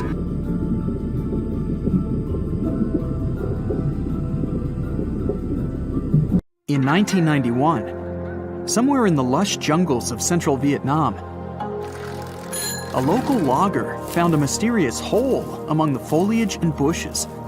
He looked in there and felt a strong wind blowing into his face. Then he heard a strange sound from the cave depths and realized that it was the sound of a river. The logger didn't check the cave, but decided to go back there with a flashlight and a rope. When he returned, he couldn't find the cave anywhere. He spent a few years searching for it. Finally, in the 2000s, the logger managed to locate it again. In 2009, he brought scientists to this place. They found out the cave, called Sundong, is the largest in the world. There's so much space here that you'll hear a long echo if you shout. Sundong's main passage reaches 660 feet in height in some places, which is more than half as tall as the Empire State Building. The area of the cave is so huge that an entire New York City block with 40-story skyscrapers would fit in there. There's a deep underground labyrinth under the jungles of Vietnam, hiding 3 of the largest caves in the world, and Sundong is number 1 on this list. The vast space inside is filled with various plants, unique microclimates, and different landscapes. There's a real jungle growing underground. It became possible thanks to the collapsed ceiling in some places. It lets sunlight penetrate there from above. There are huge stalactites 250 feet high on the ceilings and walls, which is more than the length of a passenger Boeing. They've been here between hundreds of thousands and millions of years. Some limestone deposits are more than 450 million years old. It means they've existed since the time long before the dinosaurs. Besides the jungle, there are also many rivers in the cave. They were formed because of rainwater coming down from holes in the ceiling. These rivers are smooth and fast, like slides in a water park. But riding them isn't the best idea, since they can carry you into one of those long labyrinths that the cave is full of. And we still don't know where they're going. You may find yourself in another unknown part of the cave. This is what happened in 2018. 3 divers accidentally discovered new areas in Sundong. The cave turned out to be much bigger than everyone thought. They dove into one of the cave's lakes and reached a depth of 256 feet. At the bottom, they found a separate tunnel. Divers lowered a fishing line with a lead weight there and found out that this place reaches a depth of 394 feet, and the tunnel is more than half a mile long. We still don't know the exact size of the tunnel. Sundong also connects to another huge cave. There are lots of things you can see in Sundong besides underground labyrinths and rivers. You can find spacious rooms with lakes, and you can walk for hours along dark mountain corridors. This place is strikingly beautiful, but dangerous at the same time. And the coolest thing is that you can take a walk here. Since 2013, Sundong Cave has been open to tourists. It's not just an easy walk to take some selfies though. The expedition to the cave lasts for several days. For the first day and a half, you'll explore the 3rd largest cave in the world. And only after that, you'll reach Sundong. The path will take you through rivers, dense jungles, mountains, and rocks. You can meet many exotic birds, monkeys, and other animals. And according to many people, the way to the cave is even more impressive than the cave itself. When you reach your destination, you'll spend the next few days exploring Sundong.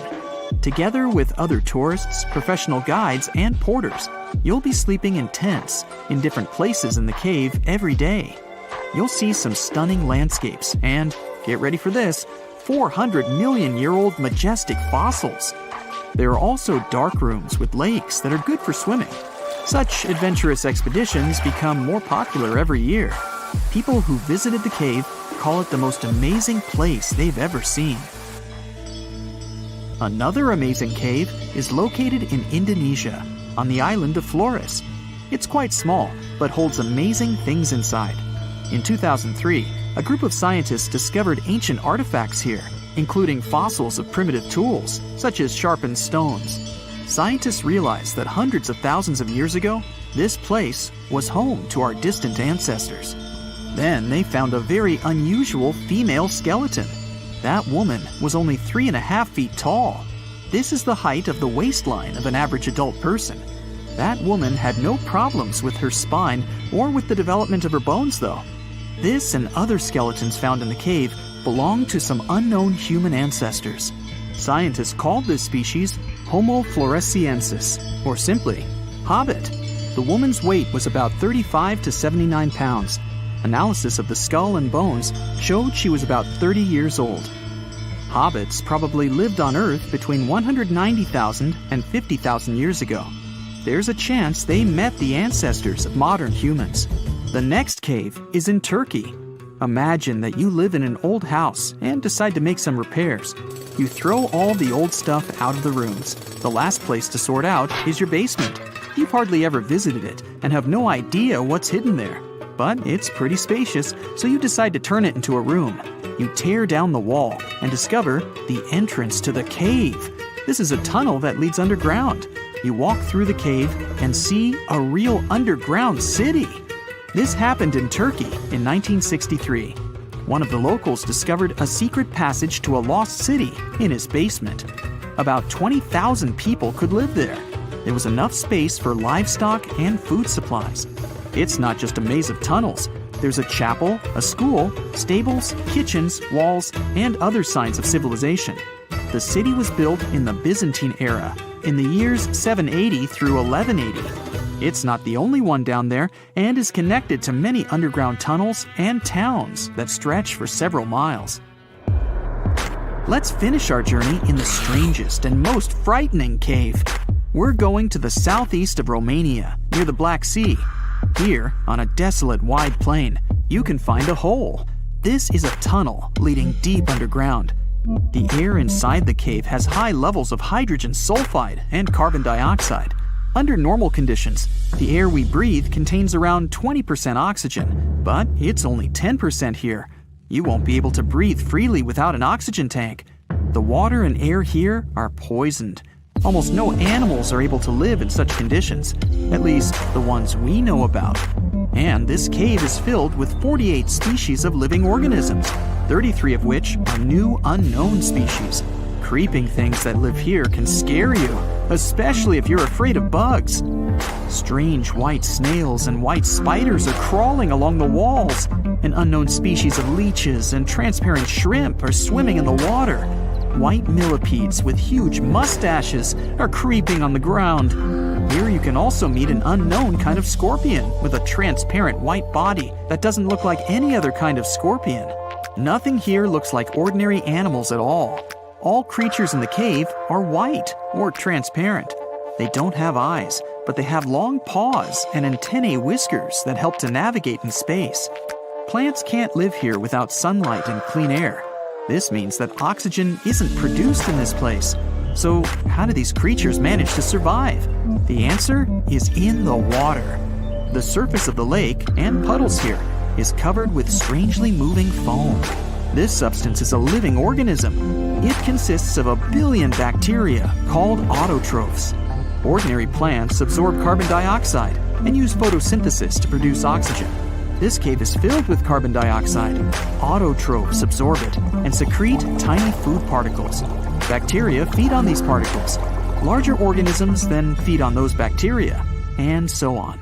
In the end, there's enough food for everyone. This process is called chemosynthesis.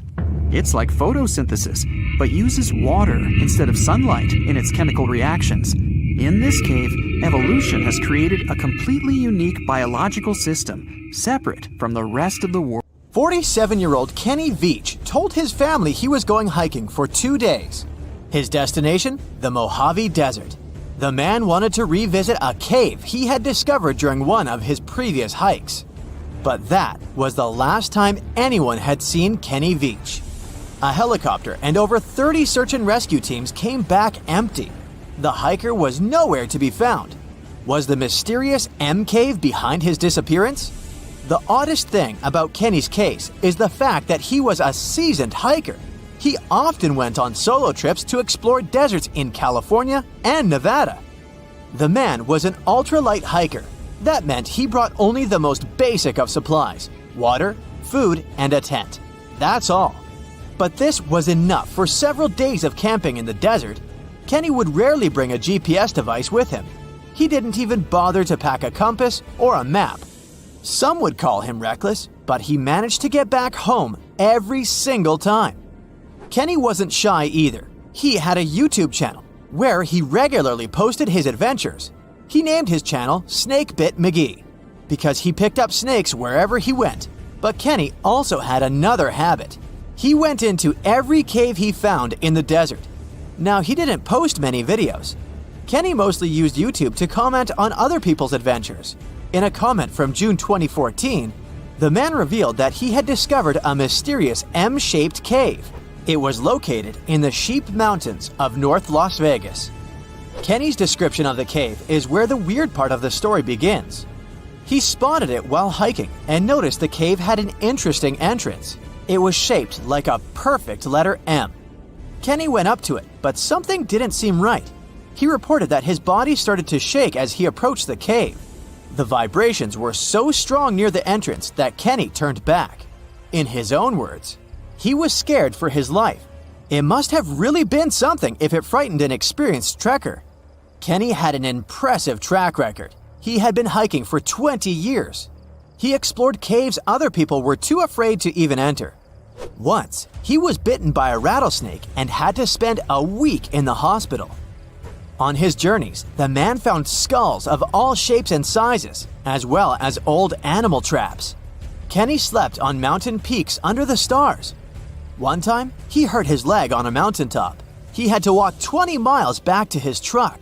It was 100 degrees Fahrenheit that day, and Kenny had 1 cup of water to keep him going. Kenny Veach was a true survivalist.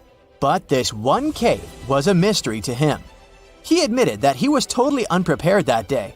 He had the tools to open a can, but not to fight the mysterious force that took over his body. But Kenny wasn't a quitter. He made plans to return to the M cave, and this time, he was going to be ready. He did so several months later, but much better equipped.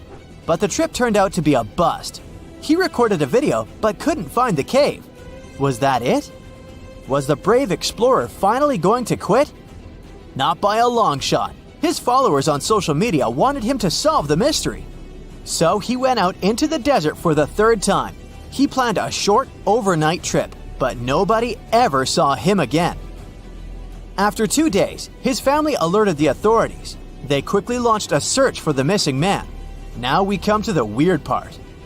In one of his videos, Kenny stood in front of an abandoned mine shaft. This is where he briefed the viewers on the mission. Rescue teams reached this point and found Kenny's phone. This was 10 days into the search, but the trail soon went cold. The rescuers feared the worst. They decided to send a camera down the shaft, but didn't find anything. For a full month, no one had any idea where Kenny was. And then, the mystery deepened. An unknown woman came forward online. She claimed to be the missing man's girlfriend. The mysterious woman told the story of how she went with Kenny on hour-long hikes. She urged hikers to use GPS not to get lost. And then, a claim that shocked social media users. The woman believed Kenny's disappearance wasn't an accident. She revealed that her alleged boyfriend had some serious issues. Apparently, he had quit his job a year prior to his disappearance. Did Kenny Veach really trek into the desert to take his own life? People weren't convinced. Kenny's daughter believed her father just had an accident. In her words, he was a survivor. Was the mysterious M cave responsible for his disappearance? Did he find someone or something he shouldn't have found there? The questions linger, and so do the theories among the online community. Fellow hikers and YouTubers were determined to find the M Cave. This would solve Kenny Veach's mysterious disappearance once and for all. In 2021, one hiker got lucky. He claimed to have found the secretive M Cave. For safety reasons, the man couldn't reveal his exact location. The cave sits somewhere near Nevada State Route 375 East. The entrance to the cave really looked like an oversized letter M, just like Veach described it. But the shape is too hard to notice from ground level. Only when you look at it from above is the M shape visible. Who knows, hikers might have been walking past it for years without noticing the cave. Even Kenny couldn't locate the entrance the second time he went looking for it. The cave wasn't very deep, but there was something odd at the entrance. There appears to have been a straight line of rocks. Did someone try to wall off the entrance? And at the back of the cave, there was an even stranger find. Small pieces of wood were scattered along the floor. They looked a lot like 2x4s that are used in construction. Was there a door here once? The hiker found a nail sticking out of the stone. It could be part of a latch that was there some time ago. But the strangest part was the writing on the wall. Hatch or Veach? It's hard to tell. The hiker that discovered the cave didn't want to stay to find out. He left the cave in a hurry. No, it wasn't because he felt a strange vibration in his body like Kenny. He just didn't want to be in a desert cave in the middle of nowhere. This is the Mojave Desert, one of the most dangerous landscapes on Earth. Could this setting better explain how Kenny Veach disappeared without a trace in 2014? The desert's nickname is well-deserved. This is where scientists recorded the hottest temperature on the planet.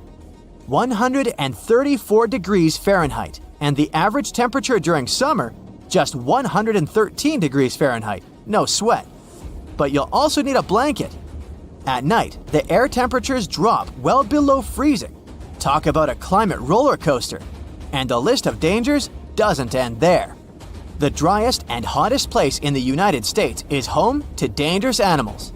Mountain lions, venomous lizards, spiders, and wasps. You name it. Any one of these animals can end the life of an unsuspecting hiker. There is a reason why Kenny always wore snake guards when trekking. And then there are mine shafts. Local authorities strongly advise hikers not to enter them. These old mines from the 1800s are highly unstable. A person can easily fall down a hidden shaft. They also have pockets of bad air, which can suffocate a person. And remember the likable wildlife? They too live in these shafts. Rattlesnakes, scorpions, and black widow spiders. Kenny Veach could have easily fallen into one of these shafts, and there would be no help for him from miles around, since Nevada is one of the least populated states.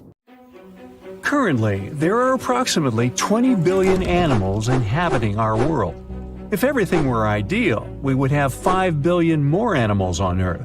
But many species have gone extinct, and around 44,000 species are currently in danger.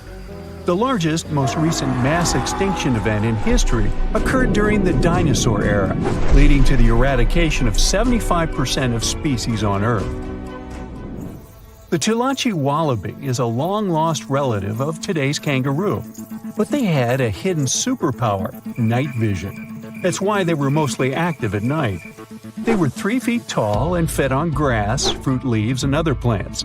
Wallabies lived in grassy areas near swamps and other water bodies, but not for long. By the 19th century, their numbers had gone down, bringing them to the edge of extinction. Only 14 wallabies had been left in the wild by 1920. A rescue mission was launched. They tried to capture the last 14 animals to protect them. But the situation got out of control and 10 wallabies lost their lives. The 4 remaining ones were transferred to a special facility, and in 1935, the last animal passed away. Only one picture of the Tulachi wallaby is left now. There were reports of the animal's sightings after that, but no proof was shown, and the creature was officially declared extinct in the 70s.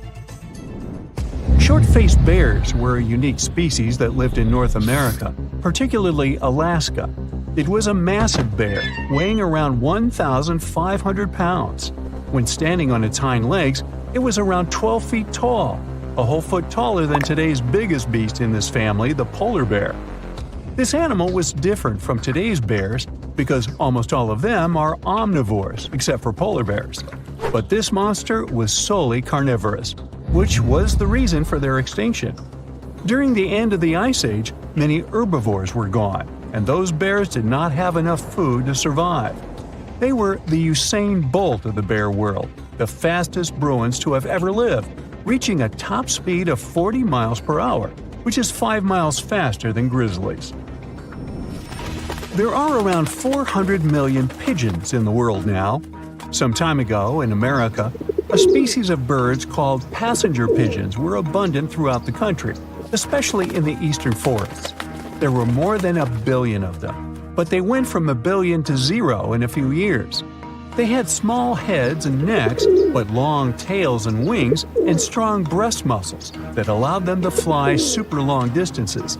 The last passenger pigeon passed away in captivity in 1914. It was named Martha.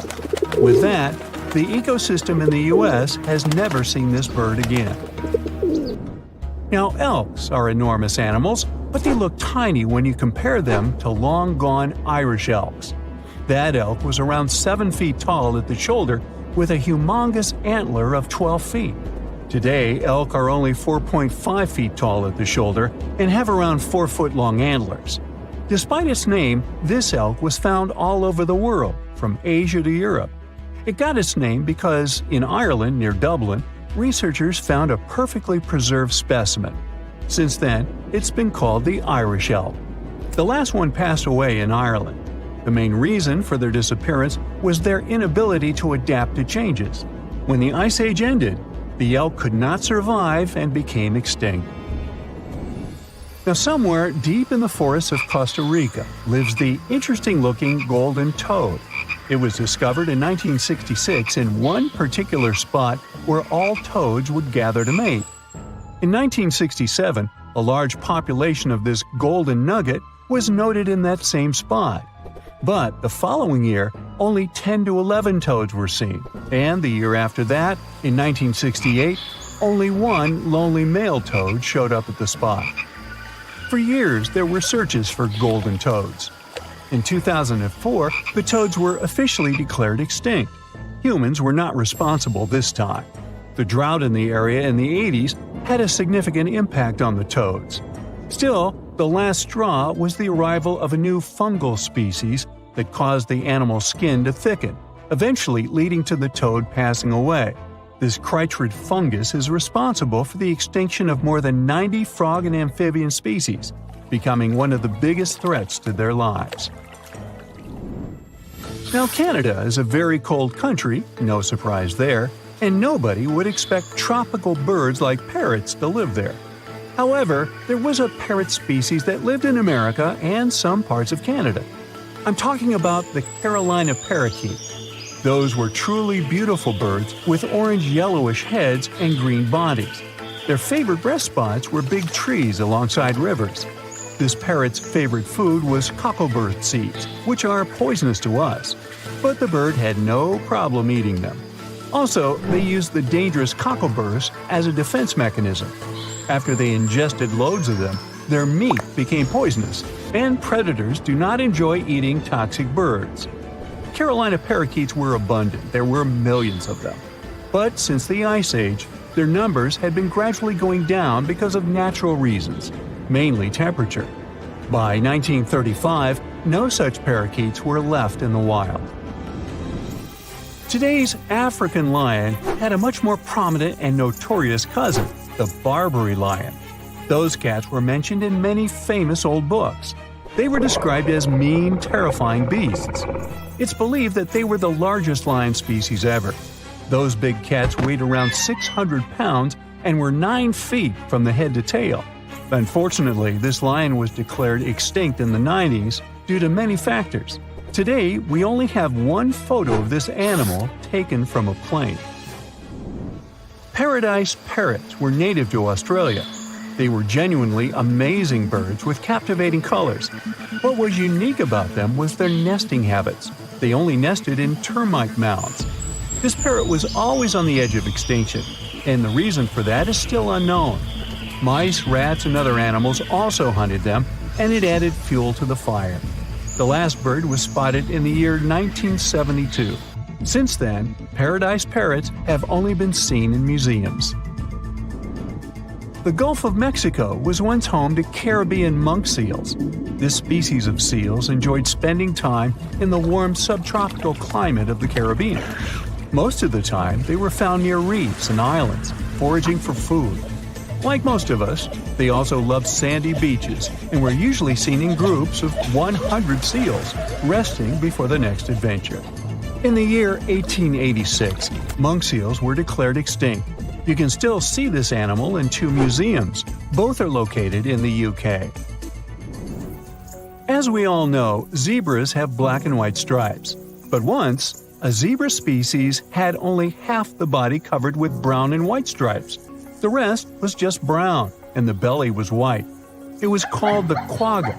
They lived in the southern part of Africa in grass fields and wet pastures, like today's zebras, and ate grass and other plants. The last quagga perished in 1888, but not all hope is lost.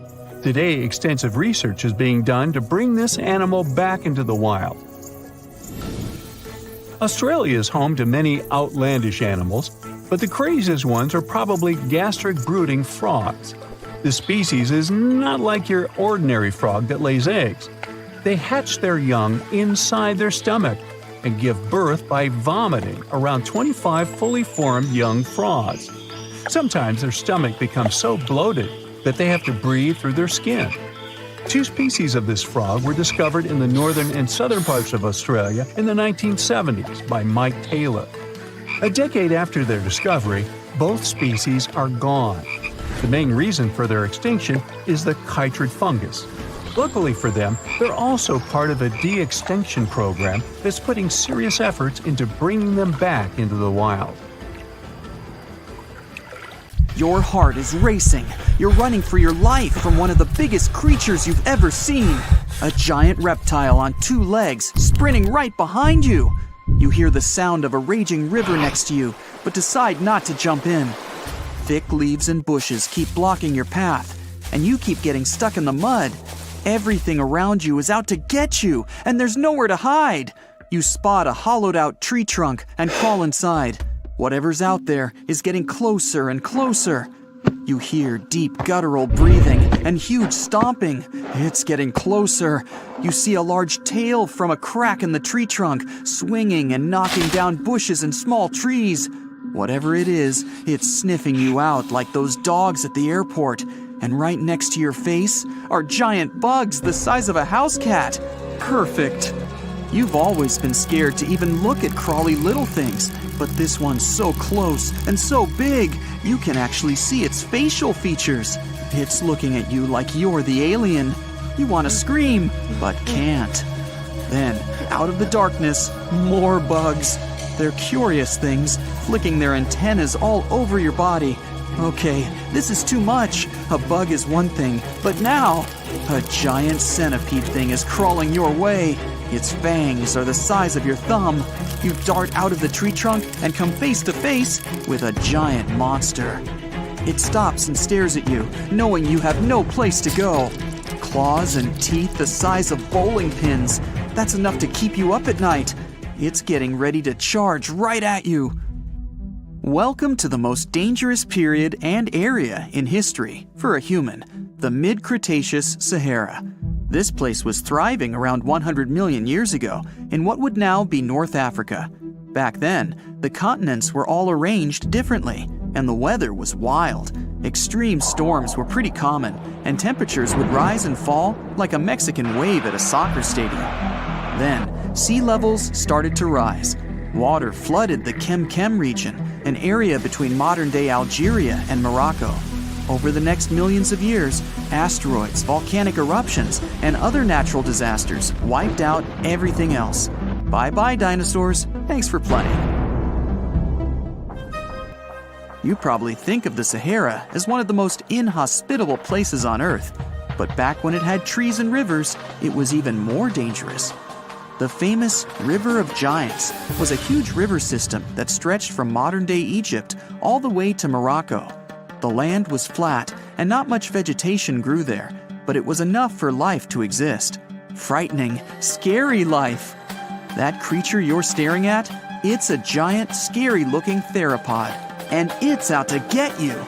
Imagine a T-Rex-like dinosaur that's more than 32 feet tall and has an epic jawline.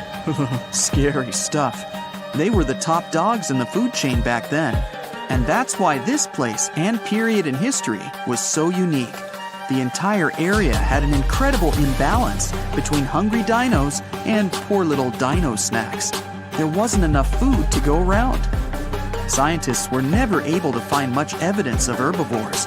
That means it might have been a royal rumble of carnivorous creatures waiting to pounce on each other at any moment. So, after a while of having a stare-down contest with a giant theropod, a shadow creeps up on you from behind.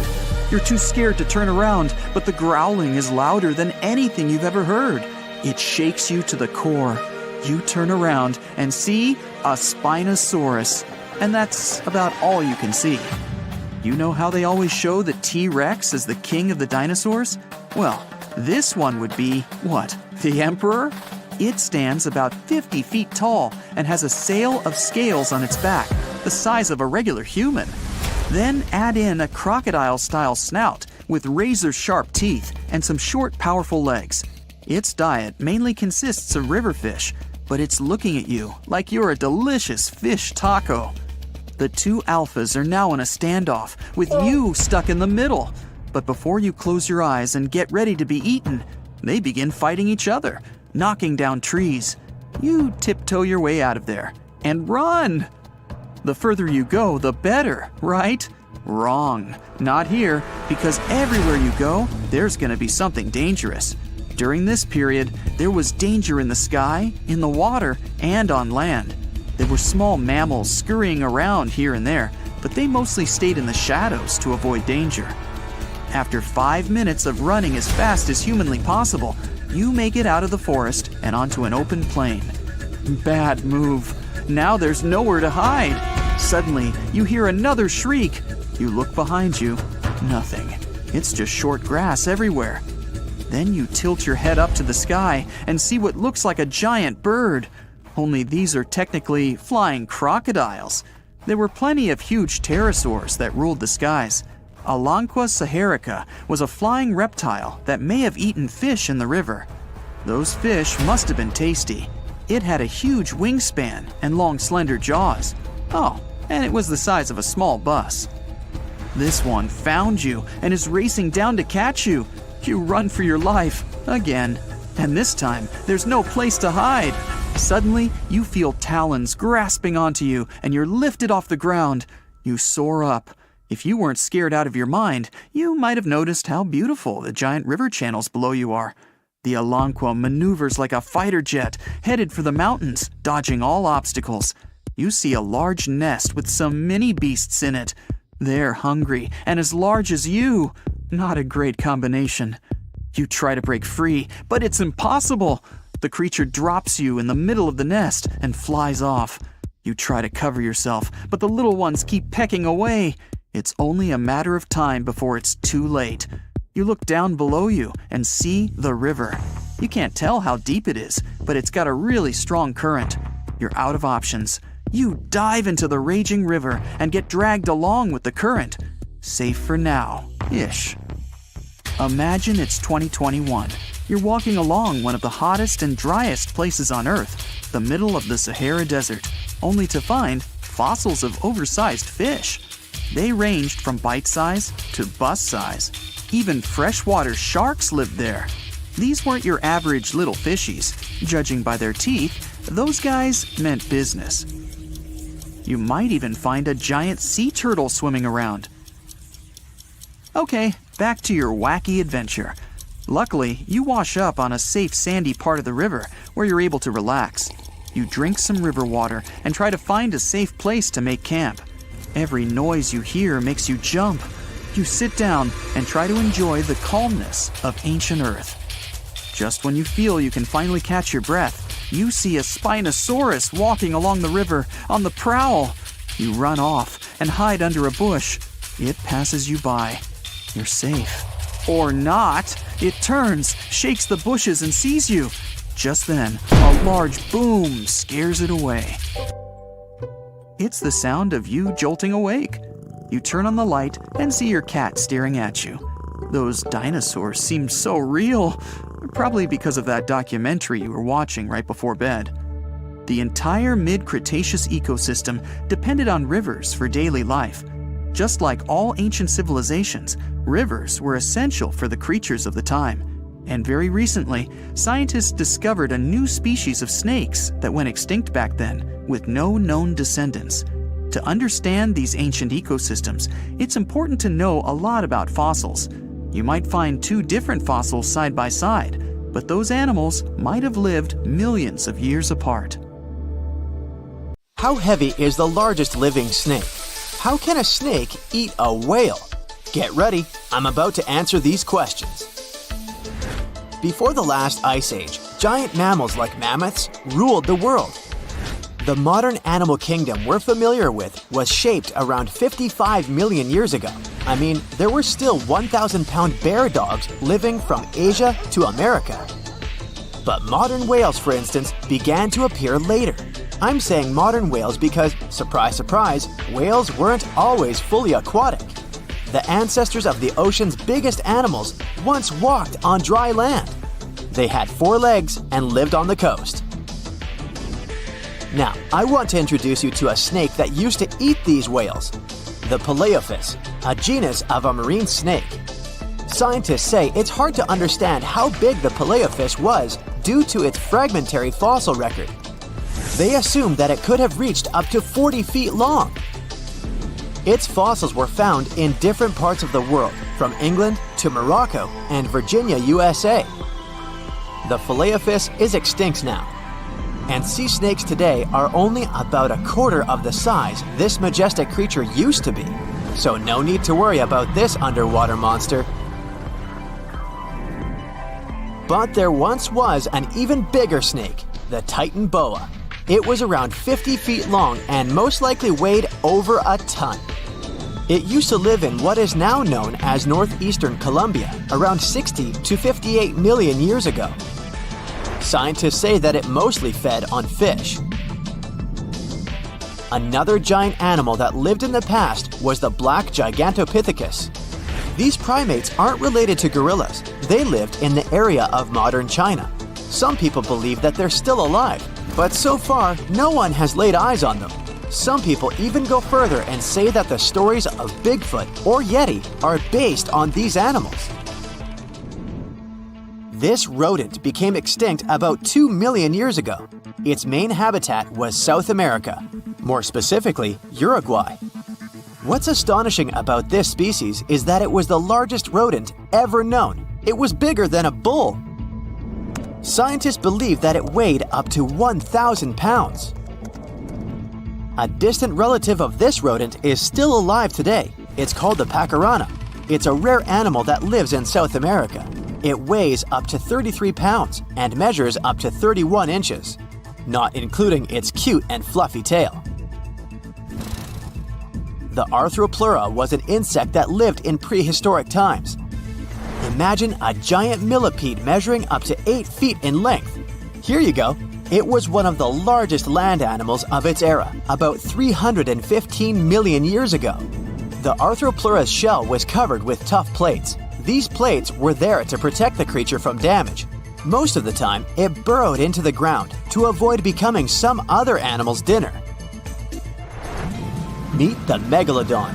Millions of years ago, this shark lived in the ocean and ate other marine creatures. It had wide teeth, and its jaws were so powerful that the animal could finish off its prey with the force of its bite. It was one of the largest sharks to ever exist. Yet, this predator also went extinct. Scientists don't really know the reason. This made me wonder why animals were so big in the past. Nowadays, smaller creatures flee or hide from predators. But apparently, it wasn't like this before. Many centuries ago, animals didn't just run or hide, they fought back. Research suggests that this behavior may have been the most important motivation for prey to grow bigger. A study compared the skulls of ancient animals to those of their modern peers.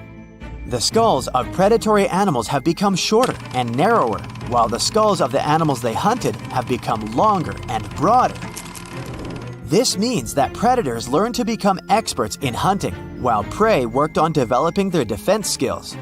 You see, a larger body size was a great advantage because it made it harder for predators to take down the animals they hunted. The bottom line, self-defense made prehistoric animals larger. The second reason why ancient animals were larger is related to their bones. They had hollow bones, which are lighter than solid bones. This type of bone allowed large animals to move quickly. Let's take sauropods. They were a dinosaur subgroup. Sauropods had giraffe-like long necks and snake-like long tails. Compared to their body size, their head was really tiny. But since their bones were quite light, they could move around without having to carry additional weight. The eating habits of these animals were also related to their body size. When experts examined the fossils of one extinct mammal species, they found out that these animals had a diet that was high in nutrients and low in fiber. And this mammal was the largest land animal of its period. In other words, following this diet, mammals could grow to be very large. There was plenty of food out there, so they didn't have to worry about finding it. Fun fact, these animals also took chewing out of the picture. They could swallow their food in large pieces instead of taking small bites. Environmental conditions also played an important role in the evolution of larger animals in prehistoric times. Those animals tended to live in warm, moist climates that provided them with a lot of food. They didn't have to compete for food sources. Researchers believe that because of these conditions, natural selection worked in a certain way. I mean, body size was more important than such traits as agility and speed. Oh, and did you know that large animals tend to produce more carbon dioxide? And ultimately, a bigger volume of carbon dioxide increases the amount of vegetation in the animal's habitat. As for the abundance of oxygen in the atmosphere at that time, it could be another vital element for some animals' growth. A good but scary example of an animal that benefited from the high levels of oxygen can be the cockroach of the Paleozoic era. At that time, cockroaches were the size of modern house cats. Now this one would give me the chills if I ever faced it. Ugh. What about today? Well, there are over 3,000 species of snakes on Earth. The smallest snake in the world is the Barbados thread snake. It's only around 4 inches long when fully grown, and the largest one? It's the reticulated python. This snake reaches around 20 feet in length. The longest python was discovered in 1912. It measured 32 feet long. As for the largest and heaviest reticulated python, it was named Medusa. Medusa was approximately 25 feet long and weighed 350 pounds. These reptiles lived in Southeast Asia in rainforests, woodlands, and grasslands. Don't be confused though, the reticulated python isn't the heaviest snake in the world. This title belongs to the green anaconda. It weighs approximately 500 pounds. Green anacondas are found in South America and Trinidad in damp, humid areas. I have a bonus for you. Here is a flying snake. You can find these snakes in Southeast Asia. They don't fly like birds, of course, but they do use the power of flight. They can go as high as 300 feet. They leap from tree branches into the air. Once they take off, it's all about aerodynamics. Their main technique is flaring their ribs and pulling in their abdomens. While airborne, they undulate from one side to another and slightly up and down. This motion helps snakes to turn and glide. Why bother with all this if they can just crawl in an old-school way? Scientists aren't sure, but they believe it might be related to escaping from predators. This way, they move from one tree to another without having to get down to the ground. Every now and then, people discover fossils of animals that lived millions of years ago. These ancient discoveries continue to capture our imagination. Which of these animals would you like to see alive? What do you think is one of the most dangerous animals in the world? It's not a venomous snake or a formidable tiger, not a ferocious grizzly bear or a giant crocodile. An extremely dangerous creature that can destroy entire species of animals and can cause ecological imbalance around the world is the cane toad. It doesn't look scary and aggressive. It won't attack you or any predatory animal. It spends its time among grass and swamps, hunts insects and croaks. It has many enemies among predators, herons, lizards, and others. And look, the crocodile is swimming up to the toad and grabs it with its powerful jaws. Lunch is ready. But watch what happens next. The crocodile feels very bad. It loses its strength and lies on the grass, not breathing. Call it terminal indigestion. The fact is that the cane toad is a highly poisonous amphibian. It has parotid glands between the shoulders from which it secretes a dangerous toxin. As soon as it gets into the stomach of any animal, it causes irreversible reactions in the whole organism.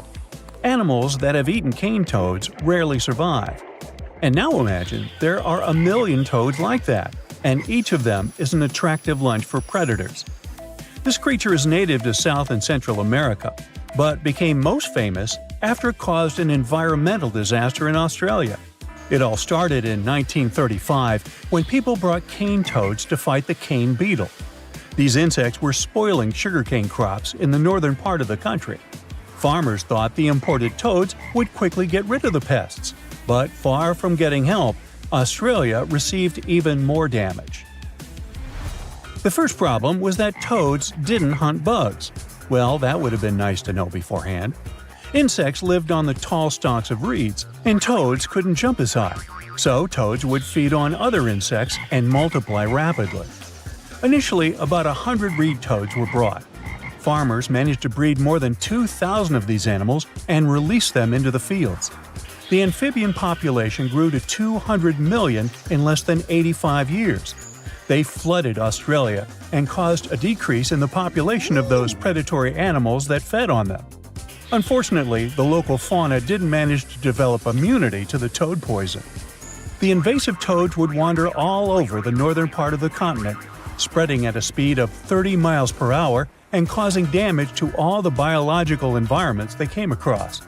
Locals said they had witnessed birds falling from the sky after eating toads. These jumping animals are dangerous for those who eat and touch them. Any animal that licks or bites a toad will immediately receive a measure of poison hazardous to their health. The endurance of toads escalates the problem. They can withstand nearly any weather conditions and can breed anywhere. You can hear them croaking in tropical forests, coastal thickets, and even among dunes.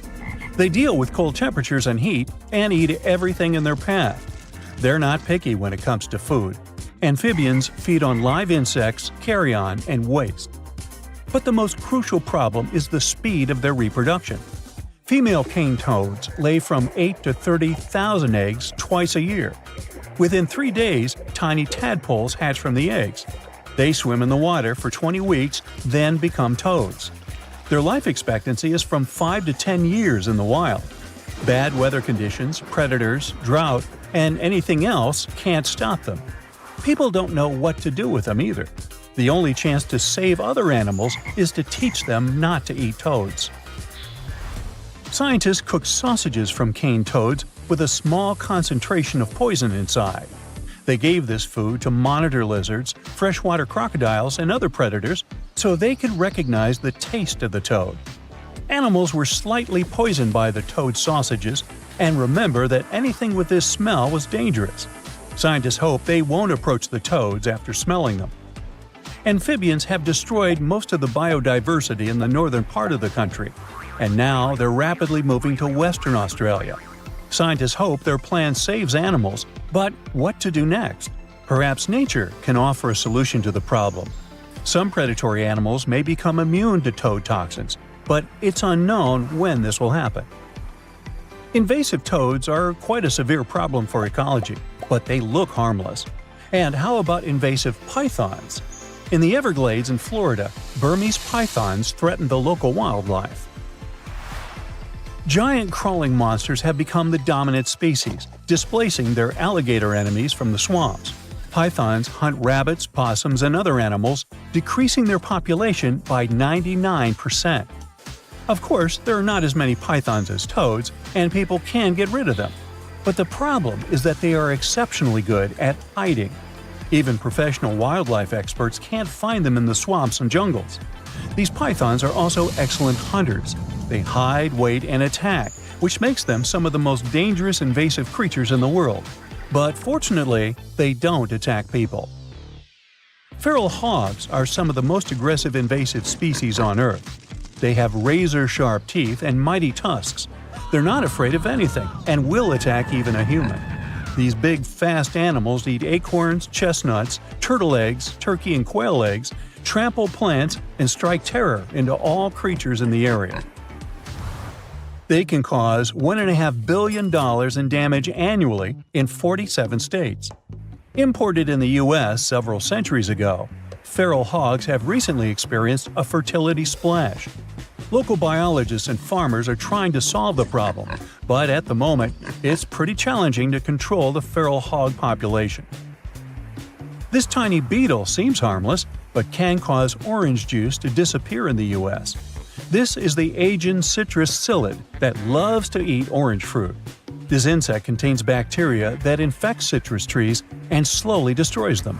After getting infected, tree roots deform, oranges fall to the ground earlier than they're supposed to, and the tree slowly loses vital energy. The Asian citrus psyllid spreads in Florida, where about 80% of the country's orange juice is produced. Also, this parasite is found in Georgia, Texas, Louisiana, and California, the states where many lemons grow. So we've seen invasive amphibians, reptiles, mammals, and insects. What about invasive birds? The European starling is a cute little bird, but it ceases to be so as soon as it joins a giant flock. Starlings gather in groups of hundreds and thousands, resembling massive black clouds. They fly to cities, villages, and harvest fields in search of food. Birds eat cattle feed and thus create a lot of problems for farmers. This invasive insect doesn't threaten other animal species, doesn't spoil crops and trees, doesn't bite, and doesn't transport any infection. But its main problem is the unpleasant smell that it emits.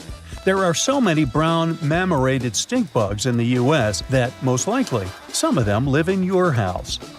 If you've ever seen it, you probably remember that stinky smell. Thanks to this fragrance, stink bugs have almost no enemies, at least in America. But in China, their populations are controlled by wasps that use the back of bugs to lay eggs.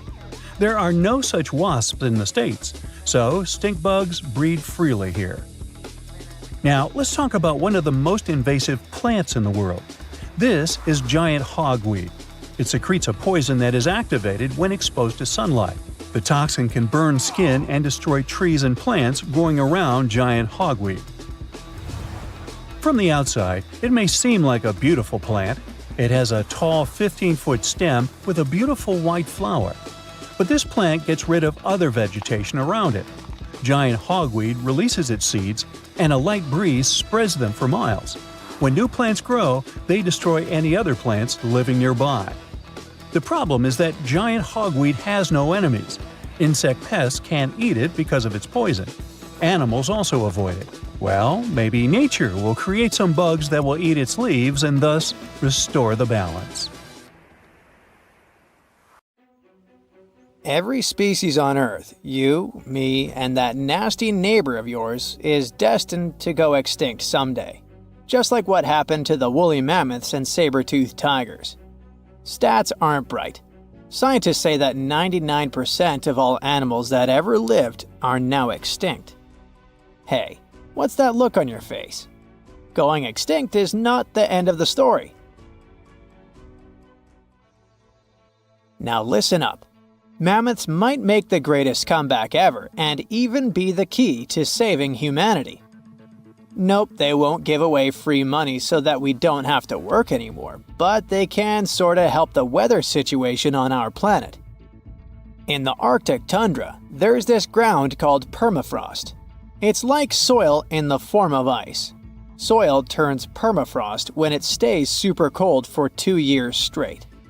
But now, permafrost is actively thawing out, and it's bad news for, well, everyone. Because while thawing, it releases a lot of carbon into the air. But what if we had large animals like mammoths there today? They would churn up the soil. The ground would freeze more deeply in winter. And then, in summer, a layer of grass would help keep the ground cool and prevent the permafrost from melting. Some scientists think that's a great solution. So now there's a company in the US that's trying to bring mammoths back to life. Okay, you got me. Not actual mammoths, but a sort of hybrid between an elephant and 1% mammoth DNA. It would be a northern elephant. Getting mammoth DNA is easier than you might think. They actually only went extinct about 10 to 14,000 years ago. Scientists are hoping to have their first elephant-mammoth hybrid by 2027. Let's hope it doesn't turn into a real-life Jurassic Park. Ah, Australia. A nightmarish place and a home to the most fascinating creatures on Earth. But here, the sad fate befell the Tasmanian tiger, also known as thylacine. Don't mix it up with the Tasmanian devil. That one is living and thriving. Nope, the thylacine was a marsupial predator that used to chill in Australia, South Tasmania, and New Guinea. It was a nocturnal who preyed on other marsupials, like kangaroos. In the 30s, the farmers suddenly claimed that thylacines were eating their livestock. Looking back at it now, that was probably an exaggeration. But humans started to hunt poor thylacines until they were all gone. And then it turned out that hunting away the important predator isn't the brightest idea. Who would have thought? You see, thylacines kept things in check by eating bad animals. So once they disappeared, the Australian wildlife was basically doomed. 35% of total mammal extinctions on Earth happened here. That's an awful world record. I know it sounds gloomy, but hey, maybe we can fix this. Remember that company we mentioned? It wants to bring back the thylacine too. Luckily, many thylacine embryos are still preserved in jars, like some creepy pickles. If we bring them back to Tasmania, this could help revive the entire ecosystem. Would you be happy to see them back in the wild? Me too. And I would also be happy to see you hitting those like and subscribe buttons so you can keep up with amazing facts all year round. We also have some huge dreams about tiny creatures. Take a trip to Mount Hotham Ski Resort in Victoria, Australia, and here you can find the mountain pygmy possum, a tiny bundle of cuteness. These guys are super rare. We even thought that they were extinct. All we had was their fossils. But then, some skiers spotted a possum in a log pile at the ski lodge in 1966. Imagine suddenly making a great discovery while chilling on vacation. These little possums can spend 7 months of the year sleeping under the snow. They wake up occasionally to eat some stored food, and then they wake up in the spring to eat even more, find a mate, and go back to sleep again. What a relatable fella. Since they've made it into this video, you can guess they're pretty endangered. There are less than 2,000 left in the wild, all because their current homes don't fit them that well. But hooray, we can help them too. You see, their ancestors lived in lowland forests about 20 million years ago. So maybe mountain possums could live better if we moved them there? Of course, we can't just take them to the woods and expect them to survive. Instead, scientists want to slowly release possums into the forest and check up on how they get on with it. Let's hope these cute creatures will adapt to woodland life. The southern gastric brooding frog, also called the platypus frog, was quite a unique creature. It was discovered in 1972 in Queensland, Australia. Back then, this fella shocked the scientists with its super weird birthing practices. Check this out. The mother frog swallows her eggs, turning her stomach into the womb. Then she doesn't eat at all for 6 weeks straight. I could never. Meanwhile, the tadpoles hatch in her stomach, start to grow, and eventually get so big that the mom literally has to breathe through her skin. And then she literally spews out her offspring left and right. Bleh. But this insane process is a great evolutionary achievement, which is why it drew everyone's attention. But the wonder didn't last long. By the mid-80s, all known species of these frogs vanished from their natural habitats. Why? We have no idea. There are many theories, but almost no evidence to back them up. In any case, over the years, these guys officially became extinct. But it all changed in 2013. Scientists started a groundbreaking project named the Lazarus Project. Now they want to resurrect these frogs to learn cool cloning techniques from them. Are you guys ready to copy their genetic preservation method? Yeah, me neither. But let's dive deeper. Literally go in the water. Meet the coelacanth. This creature lived in the oceans back when the dinosaurs roamed our planet, and didn't even notice the asteroids. These guys are the Methuselahs of the sea. They can live up to 100 years, and they don't even start thinking about leaving offspring until they're around 55. At least they've got plenty of time to live for themselves. We actually thought this creature had gone extinct about 65 million years ago. But then, the first Latimeria specimen was discovered off the coast of South Africa in 1938.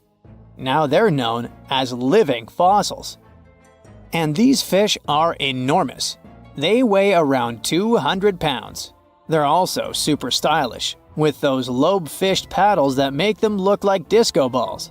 Oh, and they're great aerialists. Thanks to those versatile fins, they can even do headstands and swim belly up. The coelacanth is also a bit of a homebody. It's not very energetic and likes to live in underwater caves during the day, only coming out at night to snack on smaller fish and squid. Another animal who's literally me. Now we're trying our best to preserve this species, and I won't be surprised if it outlives us all. And finally, let's talk about the largest and most awkwardly looking flightless bird from New Zealand, the South Island takahe. The tale of the takahe started way back in the Middle Ages. Humans accidentally hunted them all away, and by the late 19th century, it seemed there were none of them left. But then, they were rediscovered in New Zealand in 1948.